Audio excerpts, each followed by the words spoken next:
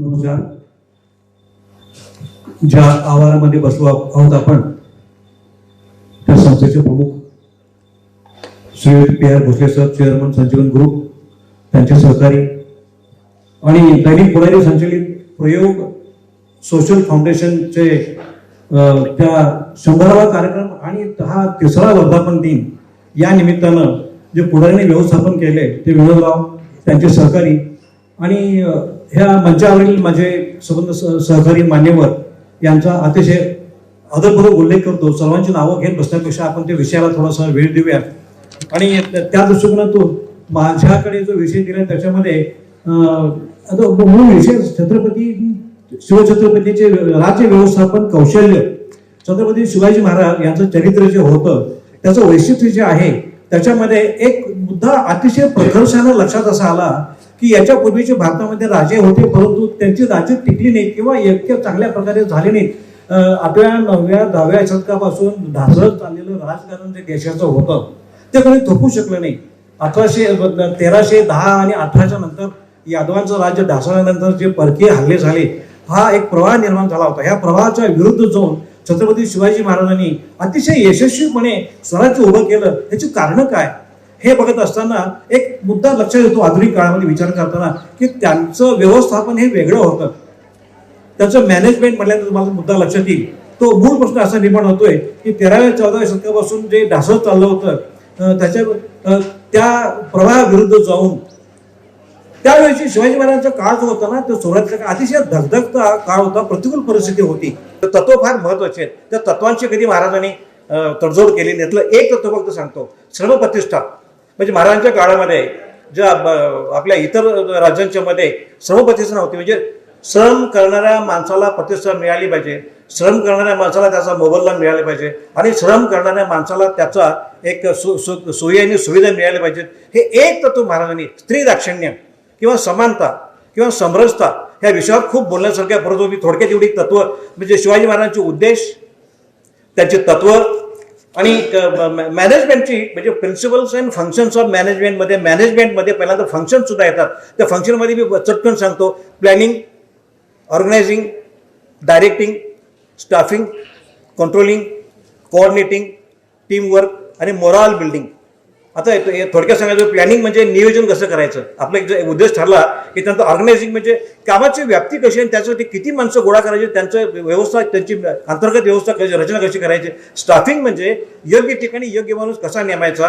Directing म्हणजे दिशा त्यांना द्यायची. ह्यातलं एक जरी फंक्शन चुकलं तर संबंध तो प्रोजेक्ट बरगळला जाईल. तर डायरेक्टिंग म्हणजे त्या ज्या लोकांना आपण नेमलंय त्या लोकांना काय नेमकं करायचं, कुठेपर्यंत जायचं आहे याची दिशा द्यायची. नाहीतर सांगितलं तुम्ही पुढे चला आम्ही येतो, त्यांनी थांबायचं कुठं, दिल्लीपर्यंत जायचं का, काश्मीरपर्यंत जायचं का, थांबायचं कुठं, ही दिशा त्यांना दिली.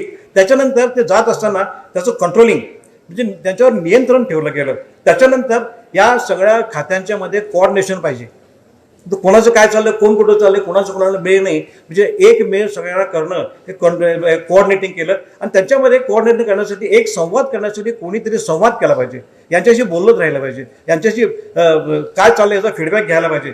त्याच्यानंतर ह्या संबंध सगळ्यांची एक सांघिक कामगिरी केलं पाहिजे. तुम्ही इतिहासामधील आता सर सांगणारच आहेत, इतिहासामधलं कोणतंही एक प्रकरण घ्या, पन्हाळ्यावरून महाराज निसटले. काही लोक पळाले असं म्हणतात, पळाला शब्द लागू होत नाही महाराजांना. इथून निसटले, great escape in the world. त्यावेळेला शिवाजी महाराजांनी केवढी तयारी केली होती, प्लॅनिंग केलं होतं, ऑर्गनायझेशन केलं होतं, स्टाफिंग केलं होतं, डायरेक्शन दिली होती, कोऑर्डिनेशन केलं होतं, कम्युनिकेशन केलं होतं, त्याचा अभ्यास केला होता, तयारी केली होती आणि परिपूर्ण पद्धतीने गेले होते. यश आणि यश. कारण छत्रपती शिवाजी महाराजांचं व्यवस्थापन अतिशय परिपूर्ण होतं जे आज आपण अभ्यास करतोय. त्याच्यानंतर टीमवर्क, त्याच्यानंतर मॉरल बिल्डिंग. एखादी गोष्ट जर वेळेप्रमाणे आपल्या म्हणण्याप्रमाणे घडली नाही तर लोकांचं मॉरल उच्च पाहिजे. बघा, फक्त 3 महिन्याच्या सहवासामध्ये पन्हाळ्याचा एक शिपाई शिवा काशीद यांनी महाराजांनी ते माणसाचं केवढं मन जिंकलं होतं. तो छत्रपती शिवाजी महाराजांच्या एका शब्दावरती मरायला तयार झाला. एवढं मॉरल महाराजांनी आपल्या सैनिकांचं केलं होतं. तर असं प्रत्येक प्रसंगामध्ये सर सांगणारच आहेत की व्यवस्थापनाचा कसा अर्थ होता. तर याच्याबरोबरच शिवाजी महाराज हा व्यवस्थापनाचा भाग मूलभूत, कुठेही जा व्यवस्थापनाचा हा भाग लागणारच आहे. त्यानंतर याच्या आधारावरती छत्रपती शिवाजी महाराजांनी युद्धनीती महाराजांची जी होती ती अतिशय प्रभावी होती. महाराजांना समजलं की आपले शत्रू कोण आहेत, आपल्याला काय करायचं आहे, युद्ध कुठल्या पद्धतीने खेळायचं. आणि एक मुद्दाम वेगळा सांगतो, युद्ध म्हटल्यानंतर फक्त लढाई रणांगणावरती लढाया मारामाऱ्या केल्या आणि लढाई केली असं नाही. तर शिवाजी महाराजांचं तत्व असं होतं, संबंध शिवाजी महाराजांच्या राज्य व्यवस्थापनामध्ये माणूस हा घटक अतिशय महत्वाचा होता. माणसाचं जीवन हे फार महत्वाचं होतं. तेव्हा माणुसकी हा धर्म होता.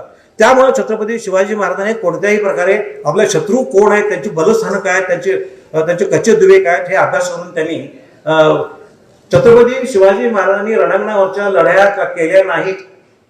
इकडून 10,000 लोक दिन म्हणत, इकडून 10,000 लोक शिवाजी महाराजांचे हर हर महादेव म्हणत आले आणि घमासान झालं, असं महाराजांनी कधी केलं नाही.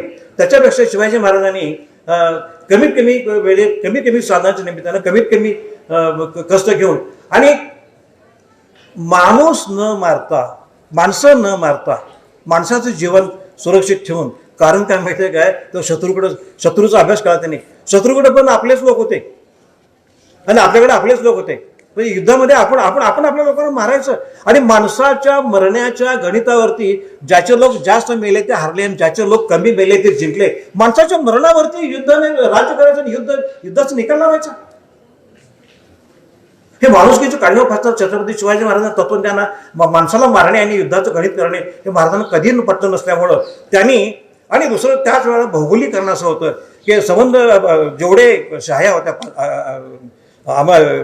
शाह्या होत्या शत्रू शिवाजी महाराजांचे, विजापूरची आदिलशाही, बरीदशाही, इमादशाही, संबंध कुतुबशाही किंवा निजामशाही होती, मोगल होते, डच, फ्रेंच, पोर्तुगीज, सिद्धी हे संबंध शत्रू होते.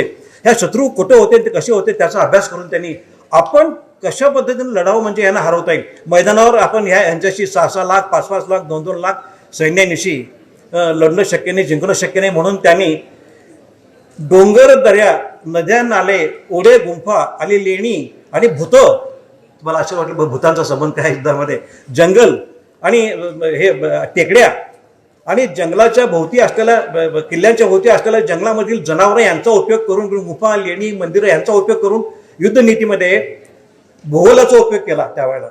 तर युद्धनीतीचा उल्लेख आहे, आपल्याकडे शस्त्रांचा संग्रह आहे, त्याच्याबद्दल नक्कीच माहिती देणं गरजेचं आहे. कोणत्या प्रकारची मराठ्यांची स्वतः मराठ्यांकडून बनवलेली वेगळी शस्त्र होती, त्याच्यामध्ये काही विशेष तलवारी सुद्धा होत्या, त्याची माहिती दिली तर अधिक उत्तम होईल. आणि युद्धनीतीचा जो भाग होता खरोखरच होता हे म्हणजे आता मी काय बोलावं आणि किती बोलावं असं माझं बोलत थोडंसं, त्यामुळे विषय थोडस आवडीचा असल्यावर पुढे गेला. तर एक मुद्दा फार महत्वाचा होता की रणांगणावर लढणं शक्य नाही, पण छत्रपती शिवाजी महाराजांनी सह्याद्रीच्या कडेकपारींचा, नद्या, नाळे, गुंफा, लेणी, मंदिरं, जंगल आणि दुर्गम गड आणि समुद्राचे किल्ले, जलदुर्ग यांचा उपयोग करून शत्रूला जेरीस आणणं. कारण शत्रूच्या कुठल्याही सैनिकांना डोंगरामध्ये येऊन अशा प्रकारचे युद्ध करणं अवघड होतं म्हणून. आणि त्याच वेळेला छत्रपती शिवाजी महाराजांनी 10,000 सैनिक घेऊन कुठं जायचं म्हणजे त्याचं जाणं, त्याचं खाणं, ते घोड्यांची चंदी आणि त्या ठिकाणी राहण्याची व्यवस्था, बाजार बोंडगे आणि जेवणाची व्यवस्था असं न करता गतिमान युद्ध पद्धती, गनिमी काळाची युद्ध पद्धती केली. त्यामुळे घोड्यावर जायचं. शिवाजी महाराजांनी हत्तीदळ कधी केलं नाही, रथदळ कधी केलं नाही, रथ किंवा अशा पायदळाचा उपयोग केला नाही. गतिमान युद्ध केली, थप्पड किंवा अशा प्रकारची काही युद्ध पद्धती केली की जेणेकरून पटकन मारून परत यायचं. त्यामुळे छत्रपती शिवाजी महाराजांच्याकडे ताकद नव्हती, वेळ नव्हती आणि माणसं नव्हती एवढी की आपण अशा प्रकारचं घोळ घालणारं युद्ध करायचं. त्यामुळं मैदानावरचं युद्ध त्यांनी महाराजांनी कमी करून महाराजांनी त्यामध्ये युद्ध कौशल्याच्या मध्ये बरेच त्यांच्या संबंध युद्धांचा अभ्यास केला. तर प्रत्येक वेळेला त्यांनी युद्धामध्ये कौशल्य जे वापरलं ते एकदा वापरलेलं कौशल्य परत वापरलेलं त्यांनी. त्याच्यामध्ये काही युद्धमानाची कौशल्य होती सगळी सांगत बसत नाही आता. त्याच्यामध्ये फक्त वाचून दाखवतो. कोणावर चालून गेले, कोणास युद्ध करून जिंकले, कोणावर छापे घातले, कोणामध्ये परस्पर कलह लावून दिला आणि एका भावाला आपण जिंकलं, कोणाचे मित्र भेट केले, कोणाच्या डेऱ्यात शिरून मारामार केली, दरार आणि वचन निर्माण केला, कोणाच्या एकांगी करून मारले. अफजल खानाला एवढं मोठं सैन्य घेऊन आला असताना आपल्याला हवं होतं म्हणून एकांगी त्याला एकटा केलं आणि मारून टाकलं. कोणाशी स्नेह केले, कुतुबशाही, कोणाच्या दर्शनास आपण होऊन गेले आग्र्याला, कोणाचं दर्शन आणले, माणसं वळवणे, कोणाच्या त्यांच्या देशात जबरदस्तीनं स्थळे बांधली, नवीन दुर्ग व जल निर्माण केले. अशा प्रकारे शिवाजी महाराजांनी युद्धाचं कौशल्य वापरून युद्धनीती त्यांची होती. याच्याबद्दल गनिमी गावा याच्याबद्दल खूप सांगण्यासारखं आहे. परंतु एक वाक्य आधुनिक आणखी एक वाक्य सांगतो व्यवस्थापनाच्या बद्दल, की छत्रपती शिवाजी महाराजांनी निसर्गाचा उपयोग जो केला मी मगाशी सांगितल्याप्रमाणे. आता हा अभ्यासाचा विषय झाला अमेरिकेमध्ये. डॉक्टर शेनहार्ट नावाच्या एका अमेरिकन इतिहास अभ्यासकाने असं म्हटलेलं आहे, दी रोल ऑफ जागरूक इन फॉर्मेशन ऑफ हिस्ट्री. इतिहासाच्या जडणघडणीमध्ये भूगोलाचा उपयोग शिवाजी महाराजांच्या एवढा चाणाक्षपणे जगात कोणी केल्याने नंतर हानिमल आणि बाकी नावं येतात. तर याच्यामध्ये महाराजांची दुर्गनीती हा एक भाग महत्वाचा होता. त्याच्याबद्दल मी काय फार सांगणार नाही, कारण तो विषय कव्हर होणारच आहे आणि मला वाटतं थोडंसं वेळेचं बंधन असल्यामुळे थोडीशी भीती वाटते. एकदम आपण आठवण करून दिल्याप्रमाणे मी सांगतो की छत्रपती शिवाजी महाराजांनी केलेल्या समजा लढाईच्या व्यवस्थापनामध्ये आणि राजकारणामध्ये आणि समाज व्यवस्थापनामध्ये स्वराज्य उभं करण्यामध्ये जी नीती वापरली त्याच्यामध्ये आपण युद्धनीतीचा अभ्यास करतो, त्याच्यात रणनीतीचा अभ्यास करतो. म्हणजे एखाद्या युद्धाला गेल्यानंतर आपण ठरलेल्या विषयाप्रमाणे जर झालं नाही तर ऐन वेळी काय करायचं हे जे रणांगणावरती त्याचाही त्यांनी विचार केला होता. याच्या दृष्टीकोन शिवाजी महाराजांची युद्धनीती, रणनीती तशीच शस्त्रनीती होती. शिवाजी ह्याच्यावर फारसा अभ्यास केला नाही कोणी, किंवा आपल्याला आश्चर्य वाटेल की छत्रपती शिवाजी महाराजांनी लढाईला जायच्या अगोदर शस्त्रांचा अभ्यास केला होता. महाराज माहिती काढायचे, विजापूरहून 5,000 सैनिक निघाले तर महाराज एवढंच विचारायचे त्यांच्या तलवारी कशा आहेत. मग ते सांगायचे त्यांच्या तलवारी वक्र 3 फूट लांबीच्या आहेत. मग महाराज म्हणायचे आपले 500 मावळे पाठवा घोड्यावर, आपल्या तलवारी 4 फूट लांब धोप. आपली धोप जी शिवाजी महाराजांनी राज्याकरता निवडली राजशस्त्र म्हणून, की ती धोप 4 फूट लांबीची होती. आता मला सांगा शत्रूकडे 3 फुटाची तलवार आहे, ती वक्र आहे, आणि शिवाजी महाराज सैन्याकडे 4 फूट लांबी तलवार आहे. त्या शत्रूची तलवार 8 दिवस मला चालवू लागेल का? तर ही शस्त्रनीती महाराजांनी वापरली होती. साधारणपणे पूर्वीच्या काळामध्ये सर्व शत्रूंच्याकडे 3 फुटी तलवारी होत्या. छत्रपती शिवाजी महाराजांनी शहाजी राजांनी दिलेल्या 1642च्या त्यांना आशीर्वाद दिला त्यावेळेला त्यांना जे काही सांगितलं त्याच्याबरोबर एक धोप नावाची तलवार जी सरळ 4 फूट लांब अशी तलवार दिली होती.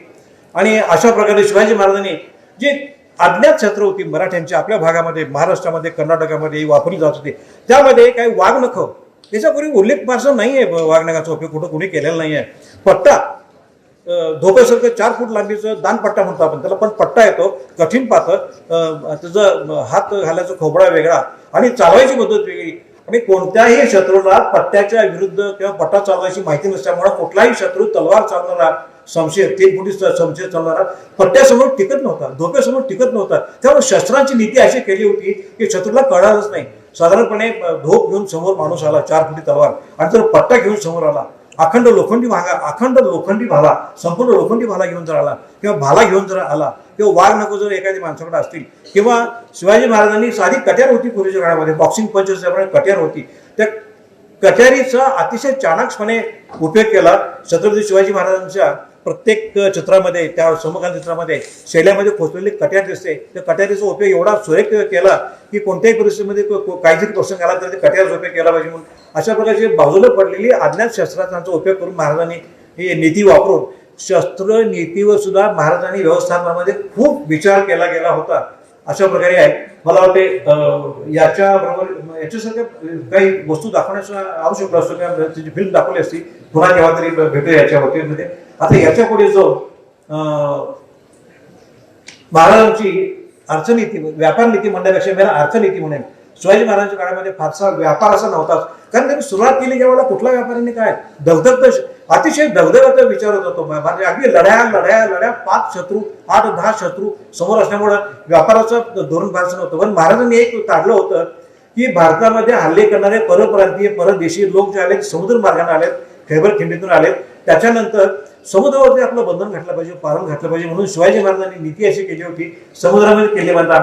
आणि एक व्यापाराचं धोरण सांगण्यासारखं तेवढं सांगतो फक्त की आलेल्या व्यापाऱ्यांना तुम्ही आपल्या राजकर्त्यांनी, आपल्या लोकांनी कोणत्याही परिस्थितीत समुद्राच्या काठाला त्यांच्या वखारी बांधायला द्या, त्यांची घरं बांधायला देऊ नका. त्यांच्या वखारी ह्या गावाच्या जवळ पाहिजेत, त्यांच्यावर लक्ष ठेवा. आपल्या बंदरात येणारे प्रत्येक जहाजाची नोंद करून ठेवा आणि त्यांच्याकडून जकात घ्या.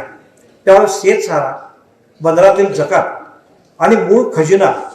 आणि काही ठिकाणी महाराजांनी अतिशय चाणाक्षपणे आपलीच संपत्ती जी दिल्लीला चालली होती, इंग्लंडला चालली होती, ती मध्येच तोडून जी आपल्या ताकदीमध्ये आपल्या ताब्यात आणली, त्याला आपण लूट म्हणतो. सुरजी लूट नाही बरं का, लूट हा शब्द म्हणायचा नाही आपण. शिवाजी महाराज लुटारू होते, लूट करत होते. असहाय्य मुलींना, असहाय्य लोकांना, गरीब लोकांना, अगदी म्हणजे मजबूर लोकांना मारून लुटून काही वस्तू आणत होते नाही. हे छत्रपती शिवाजी महाराजांचं समज तत्वज्ञान आयुष्यातलं बघितलं तर शिवाजी महाराजांचा लूट हा शब्द करत नाही. खंडणी, कर, वसूल, महसूल. आणि तुम्ही आमच्या राज्यातून राज्य करता, आमची माणसं वापरता, आमचे रस्ते वापरता, आमचे विहिरी पाणी वापरता, आमचं ज्ञान वापरता, आमची शेती वापरता, आमचं अन्न खाता तुम्ही, आणि तुम्ही राज्य करून या ठिकाणी तुमचा फायदा दिल्लीला पाठवता आणि तुम्ही लंडनला पाठवता बोटीने भरून. त्यापेक्षा आमचा इथं तुम्ही हे वापर केल्याबद्दल आम्हाला काहीतरी खंडणी द्या, वसूल द्या, असं महाराजांनी वसूल केलं होतं. आणि त्याच्यावेळी फक्त शेतसारा हा माझं उत्पन्न होतं. पुढे महाराजांनी व्यापार नीती वाढवली. त्याच्यापेक्षा शिवाजी महाराजांच्या आयुष्यामध्ये संबंध आयुष्य त्यांचं हे घोड्यावरच गेलं म्हटलं तर चुकीचं होणार नाही. तर अशा प्रकारे बरंच सांगण्यासारखं ते फारसं त्यात खोल न जाता, माफ करा थोडस मला भान न राहिल्यामुळे वेळेचं बंधन राहिलं नाही, पण मुद्दे सांगण्यासारखे होते त्याने मनापासून सांगितले. अशा प्रकारे महाराजांची नीती होती. आणि याच्यातून हे संबंध व्यवस्थापनाचं शास्त्र बरं काय संबंध म्हणजे व्यवस्थापन आता आपण जे MBA ला शिकतो ते महाराजांनी 300 वर्षापूर्वी केलं होतं अतिशय चाणाक्षपणे, आणि त्याचा अभ्यास आता करतोय. म्हणून हे आजचं चर्चासत्र. तर या संबंधी कार्यक्रम संपल्यानंतर काही शंका असतील आपल्या तर जरूर विचारा. तोपर्यंत थांबतो. आणि वेळेचं बंधन तोडल्याबद्दल माझे असायची काही वेळ घेतलेली नाही, अगदी थोडक्यामध्ये आणि मुद्दे सुद्धा आपण मांडलेले आहेत. सरांनी आपल्याला युद्धनीतीबद्दल प्रामुख्याने सांगितलं, त्याचबरोबर मराठ्यांची जी शस्त्रे आहेत त्याबद्दल सुद्धा थोडक्यात सांगितलं. आणि व्यापार मार्ग जो आहे त्याच्यामध्ये प्रामुख्याने मला उल्लेख करावा असा वाटतो तो म्हणजे अनुस्कुरा घाट.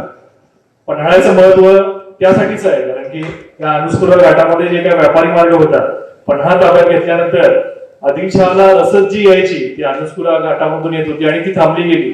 इतकं महत्वाचा जो आहे तो किल्ला पन्हाळा होता. यानंतर महाराजांच्या व्यक्तिमत्वाचा एक वेगळा पैलू तो म्हणजे आपत्ती व्यवस्थापन. अगदी बरीचशी उदाहरणं त्याच्यामध्ये देता येतील. आग्र्याहून सुटका असेल किंवा पन्हाळगडावरून विशाळगडकडे त्यांचं प्रयाण असेल, या आपत्ती व्यवस्थापनाचा जो भाग आहे तो अतिशय महत्वाचा आहे. अगदी कोल्हापूरमध्ये पूरस्थिती जी होती तेव्हा सुद्धा आपत्ती व्यवस्थापन लागलं. कोरोनाच्या या कठीण काळामध्ये सुद्धा आपत्ती व्यवस्थापन लागलं. 350 वर्षापूर्वी आदर्श घालून दिलेले आहेत छत्रपती शिवाजी महाराजांनी आपत्ती व्यवस्थापनाचे. ते आपण पवार सरांकडून जाणून घेऊयात. तत्पूर्वी दैनिक पुढारीच्या ऑफिशियल फेसबुक पेज वरती जे आपल्याला लाईव्ह पाहतायत त्यांचं सुद्धा दैनिक पुढारीच्या वतीने मी स्वागत करतो. आणि बोलूयात आपल्या पुढच्या विषयाकडे.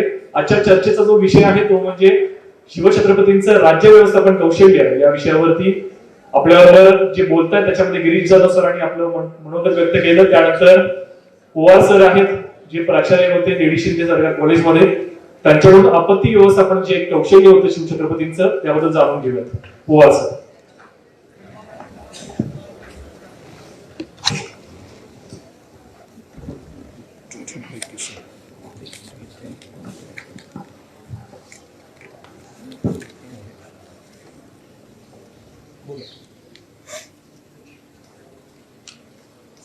संजीवनी संकुलाचे प्रमुख भोसले साहेब,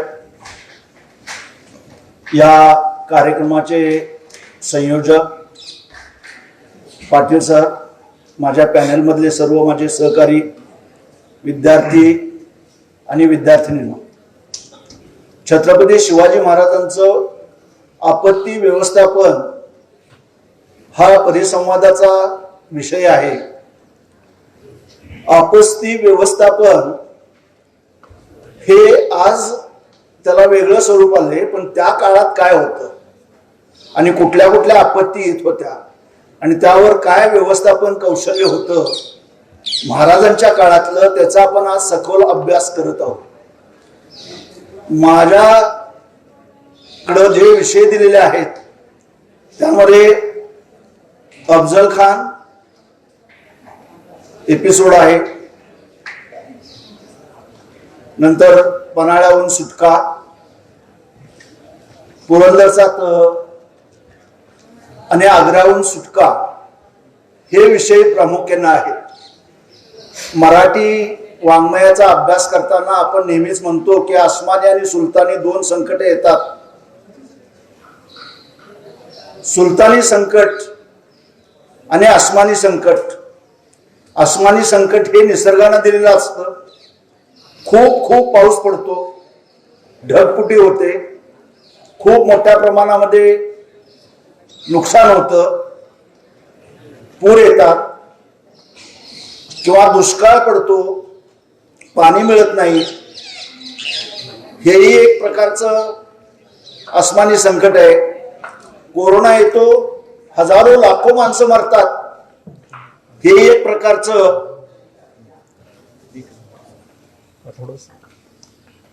साधारण 2 मिनिटं मी थांबवतोय. पन्हाळा गिरीस्थान नगर परिषदच्या नगराध्यक्षा रुपालीताई धडे यांचं आगमन झालेलं आहे. त्यांचं सुद्धा आपण जोरदार टाळ्या वाजवून स्वागत करूया.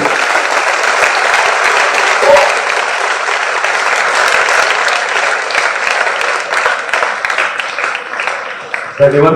मी पवार सरांना विनंती करतोय पुन्हा एकदा त्यांनी मनोबल व्यक्त करावं. सर, आपत्ती व्यवस्थापन या विषयावरती बोलताय. तर मी आसमानी संकटाबद्दल सांगितलं होतं.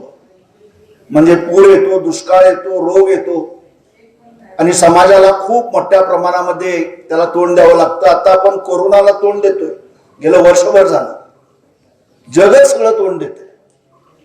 हे आसमानी संकट आहे. पण छत्रपती शिवाजी महाराजांच्या काळामध्ये सुलतानी संकट येत होती आणि या सुलतानी संकटात शिवाजी महाराजांनी कसं तोंड दिलं याचा अभ्यास किंवा याच्याबद्दलचं विवेचन मी करणार आहे. शिवाजी महाराजांनी गडकोट किल्ले घेतले. 1647 पासून त्याने आपला राज्याचा विस्तार चाकण, सुपे, इंदापूर पासून पुढे करायला सुरुवात केली. तोरणा घेतला, लोहगड घेतला, सिंहगड घेतला. त्यामुळं बादशाला, कारण त्या काळामध्ये आदिलशाही, कुतुबशाही, निजामशाही, बरीचशाही, इमादशाही अशा 5 शाह्या होत्या. त्यापैकी बरीचशाही आणि इमादशाही ह्या काळाच्या ओघात नाहीशा झालेल्या होत्या. कुतुबशाही, आदिलशाही, निजामशाही ह्या काही प्रमाणात अस्तित्वात होत्या. त्यापैकी प्रबळ अशी सत्ता होती ती निजामशाहीची. विजापूरचा आदिलशाह याचीच सत्ता संपूर्ण महाराष्ट्रात होती. हा सुद्धा भाग पन्हाळा 1347 पासून शिवाजी महाराजांनी हा घेईपर्यंत 1649 पर्यंत हा आदिलशाहीच्या ताब्यात होता. आणि त्यामुळं संपूर्ण महाराष्ट्रावर त्यांचंच प्रबळ राज्य होतं. शिवाजी महाराजांनी स्वतंत्र राज्याची स्थापना करायचं धोरण आखलं, ठरवलं. कारण आम्ही या देशाचे भूमिपुत्र आहोत, या देशाचे नागरिक आपण आहोत. ह्या आदिलशाही, कुतुबशाही, निजामशाही, मुघल हे कोण आले? हे सगळे बाहेरून आलेले आहेत. आपण का आपलं राज्य स्थापन करायचं नाही?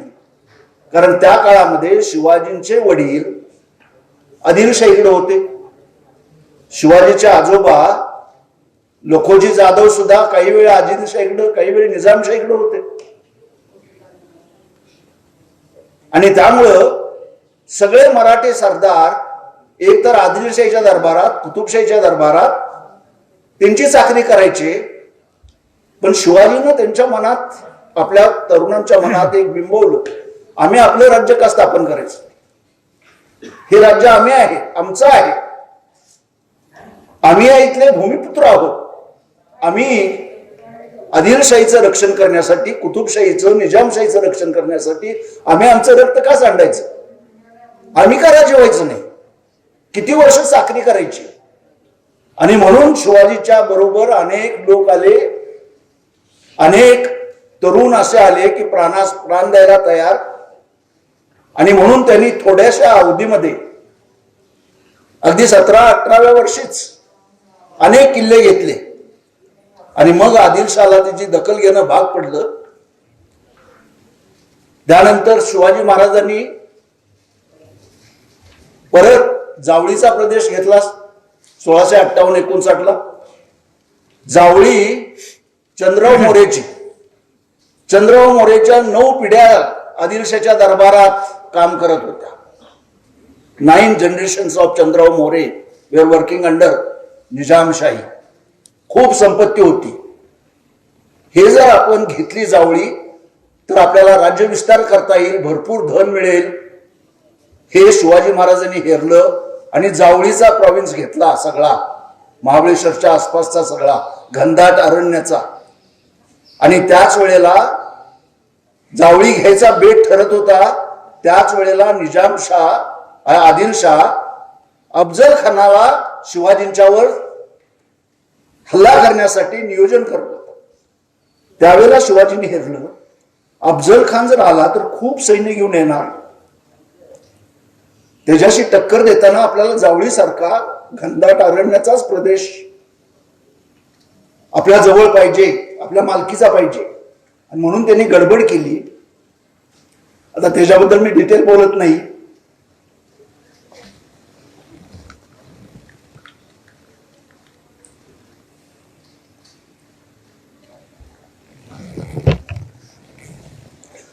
पण जावळी घेतली. जावळी घेतल्यानंतर काय झालं, खूप संपत्ती आली. जावळीचे खूप तरुण शिवाजीच्या महाराज सैनिक म्हणून दाखल झाले. खूप शूर, काटक, दऱ्याखोऱ्यात चढून उतरायची खूप सरळ सवय होती. सतत रोजच चढावर जायचं, रोजच खाली उतरायचं. त्यामुळे ते काटकच होते हो, मैदानात जात नव्हते ते, काटक होते ते सगळे. आणि अशी काटक मंडळी शिवाजीच्या सैन्यात आली. जावळी मधून खाली कोकणात जायला 9 खिंडी होत्या. त्यामुळं कल्याण, भिवंडी, दंड, राजापुरी हा सगळा भाग इकडचा तिकडे जाण्याला शिवाजी महाराजांना संधी प्राप्त होणार. म्हणून शिवाजी महाराजांनी जावळी घेतली. जावळी घेतल्यानंतर आदिलशाहला खूप मोठा मनस्ताप झाला. आदिलशाह आजारी होता. बडी बेगमानं अफजल खानाची नियुक्ती केली. आता अफजल खान तरी कोण होता हा माझा विषय आहे. आता मी थोडस बॅकग्राऊंड सांगितलं. अफजल खान हा खूप घमेंडखोर होता. हिंदू धर्माबद्दल भयानक त्याला द्वेष होता. त्याचं व्यक्तिमत्व पाहिलं, खूप ताकदवान, खूप शूर, खूप धैर्य असलेला असं त्याचे व्यक्तिमत्व होतं. तरी पण आपल्या धर्माबद्दल प्रचंड आदर आणि हिंदू धर्माबद्दल द्वेष हे त्याच्या मनात रोमारोमात भरलेला होता. आणि अत्यंत कपटी, क्रूर होता तो. त्याच्या अगोदरचं सगळा यात चरित्र पाहिलं अफजल खानाचं, शिवाजी महाराजांच्यावर स्वारी व्हायच्या अगोदरचं, तर कपटानं भरलेलं आहे. कनकगरीच्या लढाईमध्ये शिवाजी महाराजांचे मोठे बंधू संभाजी महाराज त्यांना यानं फसवून मारलेलं होतं. अनेकांच्यावर हा डावपेच करत होता. अशा व्यक्तिमत्वाचा हा अफजल खान शिवाजी महाराजांना पकडण्यासाठी, त्यांना नाबूद करण्यासाठी जावळी ह्या विजापूरच्या आदिलशाहून निघाला. तरी पण शिवाजीबद्दल त्याच्या मनात शंका होती. दाऊद खान, मुसे खान, त्याचा मुलगा फाजल खान, मोठे मोठे सरदार त्यानं बरोबर घेतले होते. SR शर्मा इतिहासकार लिहितो 65 हत्ती होते, 1500 घोडेस्वार होते, खूप बैल होते ओझ्याचे. आणि असा सगळा लवाजमा घेऊन तो निघाला होता. आणि ज्या वेळेला तो निघाला त्यावेळेला त्याच्या मनात शंका यायला लागली की आपण याच्यात यशस्वी होऊ का नाही. म्हणून त्यानं आपल्या एका धर्मगुरूला विचारलं. त्यानं सांगितलं ह्याच्याबद्दल नीट सांगता येत नाही, इतिहासकारांनी हे सुपरनॅचरल एलिमेंट आहे. काही इतिहासकारांनी मांडले. हे अफजल खानाला सल्ला दिला की तू ह्याच्यात यशस्वी होणार नाहीस. म्हणून त्यानं आपल्या 63 बेगमांना ठार मारलं. त्यांच्या एकसारखा कबरी बांधल्या स्वारीवर निघण्याच्या अगोदरच. कारण त्यांना माहित नव्हतं हे मी ह्याच्यामध्ये यशस्वी होईन का न होईन. 1673 ॲबे करे नावाच्या एका प्रवाशानं त्या अफजलपूरला भेट दिली. त्यांना त्या कबरी पाहिल्या. अजूनही काही लोकांना माहित आहे ज्यांनी विजापूर पाहिलंय तिथं अफजल खानाच्या कबरी कुठं आहेत त्या बेगमांच्या, आजही ते जागा दाखवतात. हे वास्तव आहे. आणि तो असा निघाला, त्याच्या मनात शंका होती, पण शिवाजी महाराज सुद्धा खूप घाबरलेले होते. अफजल खानासारख्या बलाढ्य शत्रू बरोबर सामना करायचा. आता जाधव सरांनी सांगितलं, समोरासमोर लढाई टाळली. शिवाजी महाराज स्वतःच एक मोठे म्हणजे डिप्लोमॅट होते. आपत्ती व्यवस्थापनाचे कौशल्य सगळंच त्यांच्याकडे होतं. ते स्वतःच एक मोठे हेर होते. शिवाजी महाराज साधे सुद्धा नव्हते. अफजल खानाच्या 10 पट कपटे होते, त्याशिवाय ते जगलेच नसते. आम्हाला इथं इतिहास सांगायची वेळ झाली नसती. अफजल खानाला तोडीस तोड देणारे सगळ्या गुण त्यांच्यापाशी होते. पुढचा माणूस काय आहे, त्याला कसं समजून घ्यायचा, त्याच्यावर कसा भेद करायचा, हे सगळं शिवाजी महाराजांना त्या काळात त्यांनी आत्मसात करून घेतलं होतं. त्यांची हेर व्यवस्था पक्की होती आणि म्हणून ते त्यांना टिकाव धरू शकले. अफजल खानाला समोरासमोर, जाधव सरांनी सांगितलं, समोर समोर लढाई टाळली. गनिमे कावा तिने अप्लाय केला. सडन अटॅक अँड डिसअपियर, झटकन हल्ला करा आणि लगेच नाहीच व्हा. तिथनं कुठनं हल्ला झालाय कळायचं सुद्धा कामा नाही. तंबूत बांध शिरले पाहिजेत, फटाफट फटाफट माणसं आतली मिली पाहिजेत, आपण तिथं दिसता कामा नये. अशा प्रकारची टेक्निक शिवाजी महाराज अवलंबत होते आणि त्यामुळे ते सैन्याला घायल करायचे. अफजल खानाला समोरासमोर लढाई टाळली आणि आपण खूप घाबरलोय. आता कसं भेटायला जायचं यांना, कसं सिरण जायचं, असं त्यांनी एक क्रिएट केलं, निर्माण केलं वातावरण. आता काहींनी इतिहासकारांनी लिहिले, देवी अंगात आली, हे आली. We are not going to believe all this. बरं काय, he himself was able to do everything. ते स्वतःच प्रबळ होते सगळं हे करण्यासाठी. त्यांनी एक असं नाटक केलं की आपण खूप घाबरलोय, खानाला भेटण्याची माझी छाती नाही आहे. आणि म्हणून त्यांनी गोपीनाथ पंतांना सांगितलं, आपल्या वकिलाला, गोपीनाथ पंत वकील, तुम्ही अफजल खानाकडे जा आणि भेटीचं प्रपोजल द्या. अफजल खान उतावळीत झालेला होता. त्याच्या शक्तीचा त्याला फार गर्व होता, घमेंड होती. आणि म्हणून त्यानं भेट स्वीकारायचं. मी जरा स्केपिंग करतोय, खूप डिटेल घेत नाही, उड्या मारत म्हणजे गेल्यासारखा भाग तुम्हाला हे सांगतोय. कृष्णाजी भास्कर शिवाजी महाराजांच्याकडे आले. शिवाजी महाराजांनी अफजल खानाला, म्हणजे आपण ज्या भागामध्ये ते राहत होते, जो प्रतापगड त्यांनी तयार केला होता, त्या प्रतापगडावर येण्यासाठी प्रतापगडच्या खाली कबूल करायला लावलं. त्याच्या पाठीमागे त्यांची एक स्ट्रॅटेजी होती, युद्धनीती होती. स्ट्रॅटेजी आणि टॅक्टिक्स हे वापरण्यात महाराज एक्सपर्ट होते. काय स्ट्रॅटेजी होती हे तुमच्या पाठीमागं बघितलं तर सगळं झाडाझुडपाचं आहे. अफजल खानाला बी असंच तिथं सगळा भाग सगळा झाडाझुडपाचा, अरण्याचा. आणि आपण तिथं सैन्य घेऊन कसं जायचं, त्यांनी प्रश्न उपस्थित केला की आपण तिथं जाणार कसं अफजल खानाचं सैन्य एवढं घेऊन त्या महाराजांना भेटायला. महाराज म्हणले, आम्ही वाट करून देऊ तुम्हाला. महाराजांनी आपले कामाला लावले सगळे सैनिक आणि अफजल खानासाठी वाट केली. सगळी झाडं तोडली आणि अमुक ठिकाणाहून असं यायचं, ती झाडाची वाट घनदाट अरण्यातली करून दाखवली सगळ्यांना. केलीच तिथे वाट. आणि ही वाट केल्यानंतर सैनिकांची पेरणी केली. कुठल्या ठिकाणी कुणी थांबायचं, किती लोकांचा ट्रूप तिथं थांबला पाहिजे, कारण पुढं काय होणार आहे महाराजांनी अत्यंत मनोला गाठच बांधलेली होती. प्रतापगडच्या पायथ्याशी शामियाना उभारला. 1949 ची घटना ही नोव्हेंबर मधली. आणि त्या ठिकाणी अफजल खानाला भेटीला बोलवलं. पण शिवाजी महाराजांनी जी रस्ता तयार केली होती, वाट तयार केली होती, दऱ्या खोऱ्यातनं जंगलातनं, त्याच रस्त्यानं अफजल खानाच्या सैन्याला यावं लागलं. पण त्या वाटेवर शिवाजी महाराजांनी वाट सोडून बाहेर जाणारे कसे कापून काढायचे त्यासाठी ट्रूप ठेवलेले होते आणि अगोदर सगळी नियोजन करून ठेवलं होतं गडावर करणे तोफा. कारण अफजल खानाला फत्ते केलं म्हणजे त्याला ठार मारलं की लगेच करणे वाजवायचे, सगळ्यांनी मिळून हल्ला करायचा त्याच्या सैन्यावर आणि सगळे सैन्य झाडीत लपवून ठेवलेलं होतं.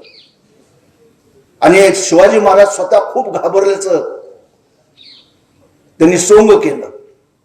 आणि ज्या वेळेला ते भेटायला गेले त्यावेळेला सुद्धा काही अटी घातल्या. काही माणसंच घेऊन यायचं, निवडक 10. भेटीच्या वेळेला 2च माणसं असतील. भेट होताना बाणाच्या अंतरावर उभं राहायचं, जवळ कोणी यायचं नाही. भेटणारी माणसंच तेवढी जवळ येतील. शिवाजी महाराजांनी जीवा महाला, हिरोजी फर्नांडिस, येसाजी कंक ह्या लोकांना बरोबर घेतलं.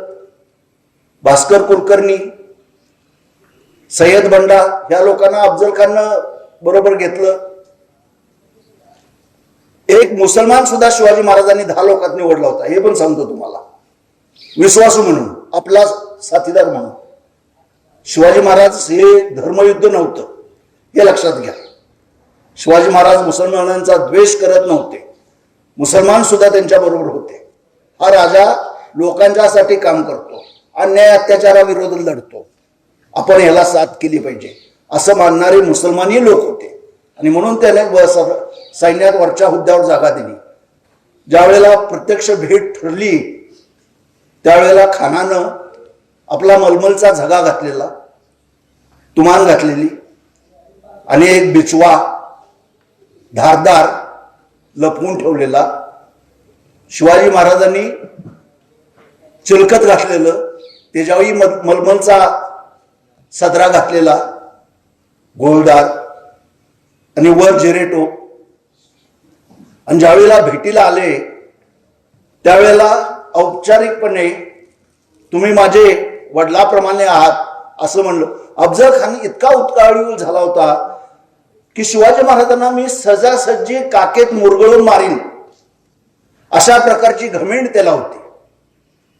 आणि म्हणून तो पुढे आला. शिवाजी महाराजही गेले, भेट झाली आणि भेट झाल्याबरोबर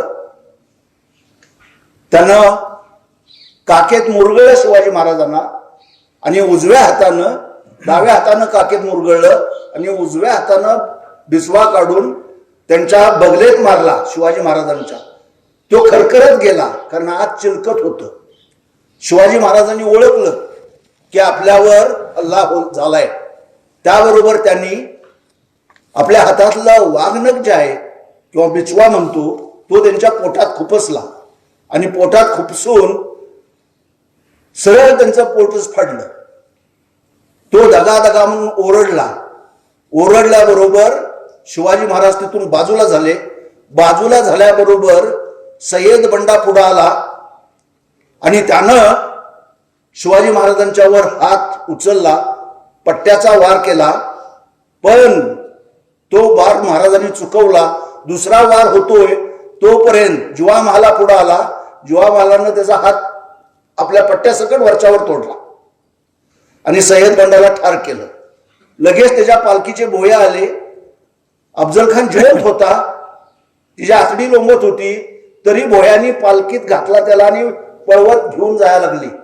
शिवाजी महाराजांच्या बरोबर असलेले लोक जे होते त्यांनी भोयांचे पाय तोडले. भोयांचे पाय तोडले आणि लगेच अफजल खानाचं शिर धडावेगळं केलं आणि लगेच हिची बातमी बाहेर पोहोचवली सैनिकांना. त्याबरोबर करणे वाजले, तोफा झाल्या आणि मग अफजल खानाचं सैन्य काय झालं समजायच्या आत इकडं तिकडं पळायला लागले. पण या पळणाऱ्या सैनिकांना, कारण वाटच नव्हती, अशी बिकट वाट होती, तिथं सगळ्यांना या शिवाजी महाराजांच्या सैनिकांनी कापून काढलं.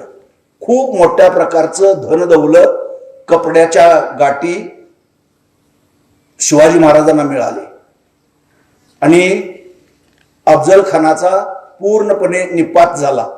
आता त्याचे परिणाम काय झाले?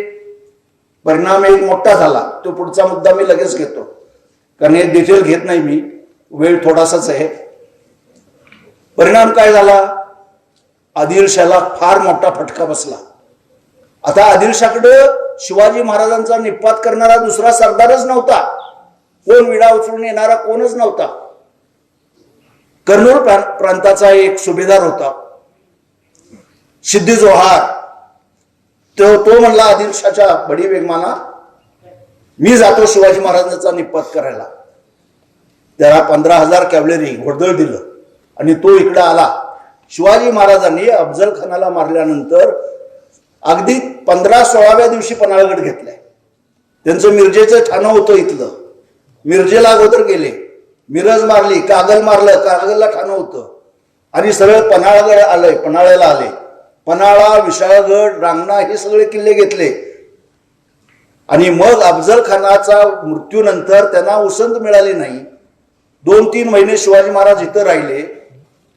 विशाळगड सारखा मोठा खेळणारा किल्ला, तो मोठा गड पाहून शिवाजी महाराजांनी एवढा विशाळगड पाहिला, त्यांनी नाव केले, त्याचं नाव दिले विशाळगड असं. आणि शिवाजी महाराजांनी तो विस्तीर्ण किल्ला पाहून त्याला विशाळगड नाव दिलं आणि इथं राहिले. आता यावेळी नेताजी पालकर शिवाजी महाराजांच्या बरोबर होते. हा सिद्दी जोहाराला त्यानं वेढा घातला, हे सुद्धा मी थोडक्यात घेतो. वेढा घातल्यानंतर या वेड्याच्या सभोवताली, या पन्हाळ्यागडाच्या सभोवताली सैनिक होते. 2 वर्ष पुरेल एवढी रसद होती, पाणी होतं, धनधान्य होतं, पण बाहेरचा आत आणि आतचा बाहेर संपर्क नव्हता. 1660ला शाहिस्ते खानाची स्वारी आल्याचं तेवढी बातमी लागली. शाहिस्ते खान म्हणजे फार मोठा भयानक संकट होतं. सिद्दी जोहार बद्दल मी थोडं सांगून थांबवतो.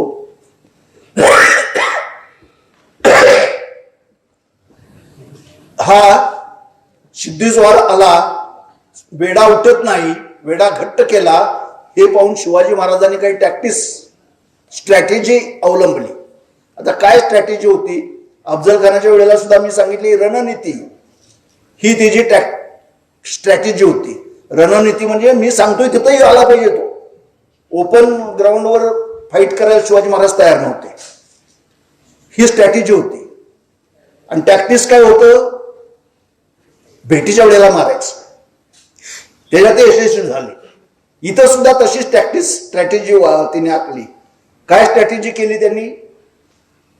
सिद्दी जोहार बरोबर तहाची बोलणी करावी, आपला वकील पाठवला, आम्ही तुमच्या ताब्यात किल्ला पन्हाळा देतो. सिद्दी जोहारला बरं वाटलं, भेटीला बोलवलं आणि हे भेटीला गेले. हे ज्या वेळेला भेटीला गेले त्यावेळेला भेट ठरली, चर्चा झाली, तहाची कलमं ठरली, काय द्यायचं काय घ्यायचं ते. पण शिवाजी महाराज म्हणले, मी परत उद्या संध्याकाळी येतो ह्याच्यावर डिटेल चर्चा करायला आणि तहाची कलमं उद्या संध्याकाळी लिहून काढू आणि तह करू. आता सिद्दी जोहरला वाटलं स्वतःहून राजा आलाय माझ्याकडे तह करायला, आज आला तसा उद्या येईल. सैन्यात बातमी पसरली, तह होणार आहे. वेढा ढिल्ला पडला. आता काय लढाईच नाही असं लोकांना वाटलं. सैनिकांना वेड्यात ढिलाई आली. त्यावेळेला शिवाजी महाराजांनी नवीन टॅक्ट्स अवलंबली. ह्याचा फायदा आपण घ्यायचा आणि पन्हाळ्यावरून निसटून कुठं जायचं? विशाळगडला.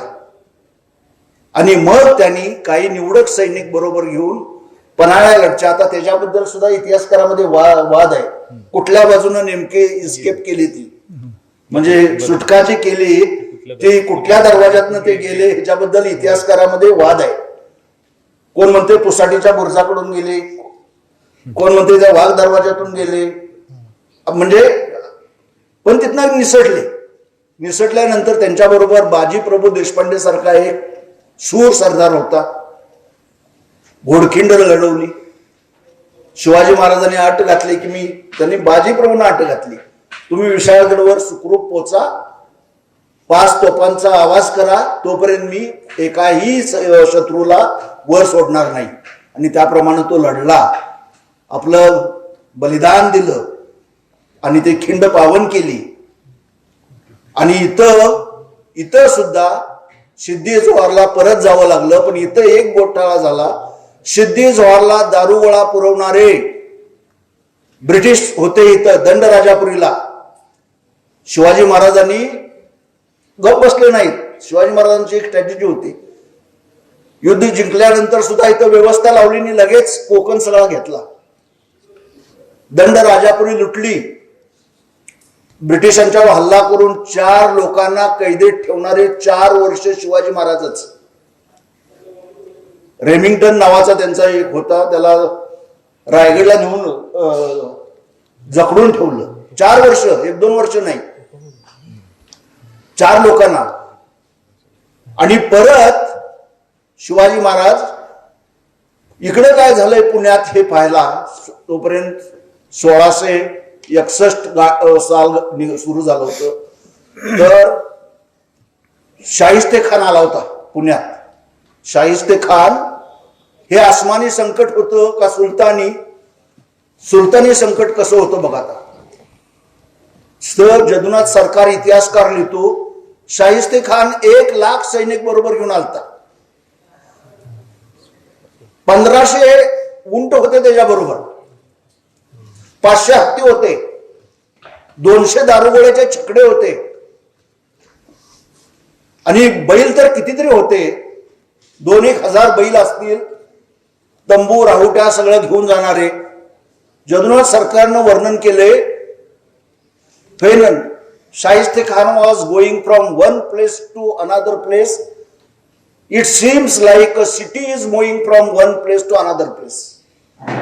म्हणजे शाहिस्ते खानचं सैन्य एका ठिकाणाहून दुसऱ्या ठिकाणी निघालं की एक शहरच एका ठिकाणाहून दुसऱ्या ठिकाणी निघालंय असं भासत होतं.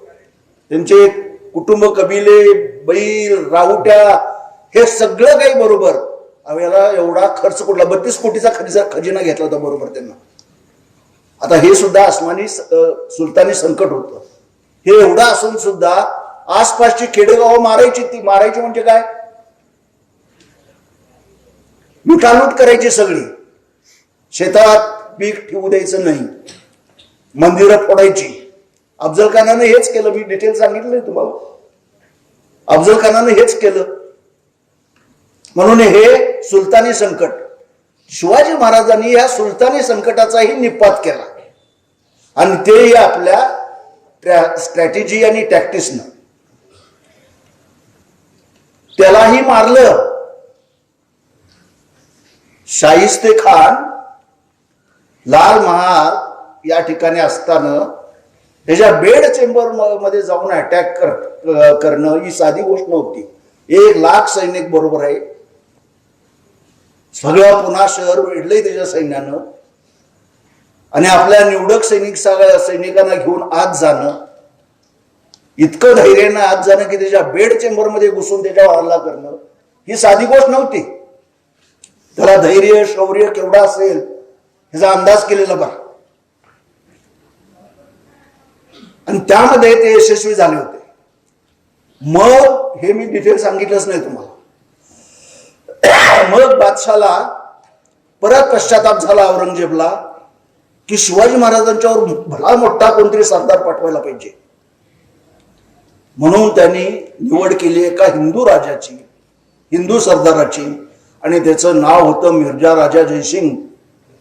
हा हिंदू राजपूत होता, पण he was loyal to Aurangzeb. पण त्याचं इमान कुणाशी होतं, औरंगजेबशी, मुसलमान राजाशी. आणि त्याची नेमणूक केल्याबरोबर तो सुद्धा फार धूर्त. ही वॉज, इतिहासकारांनी असं लिहिले, he was more diplomat than commander.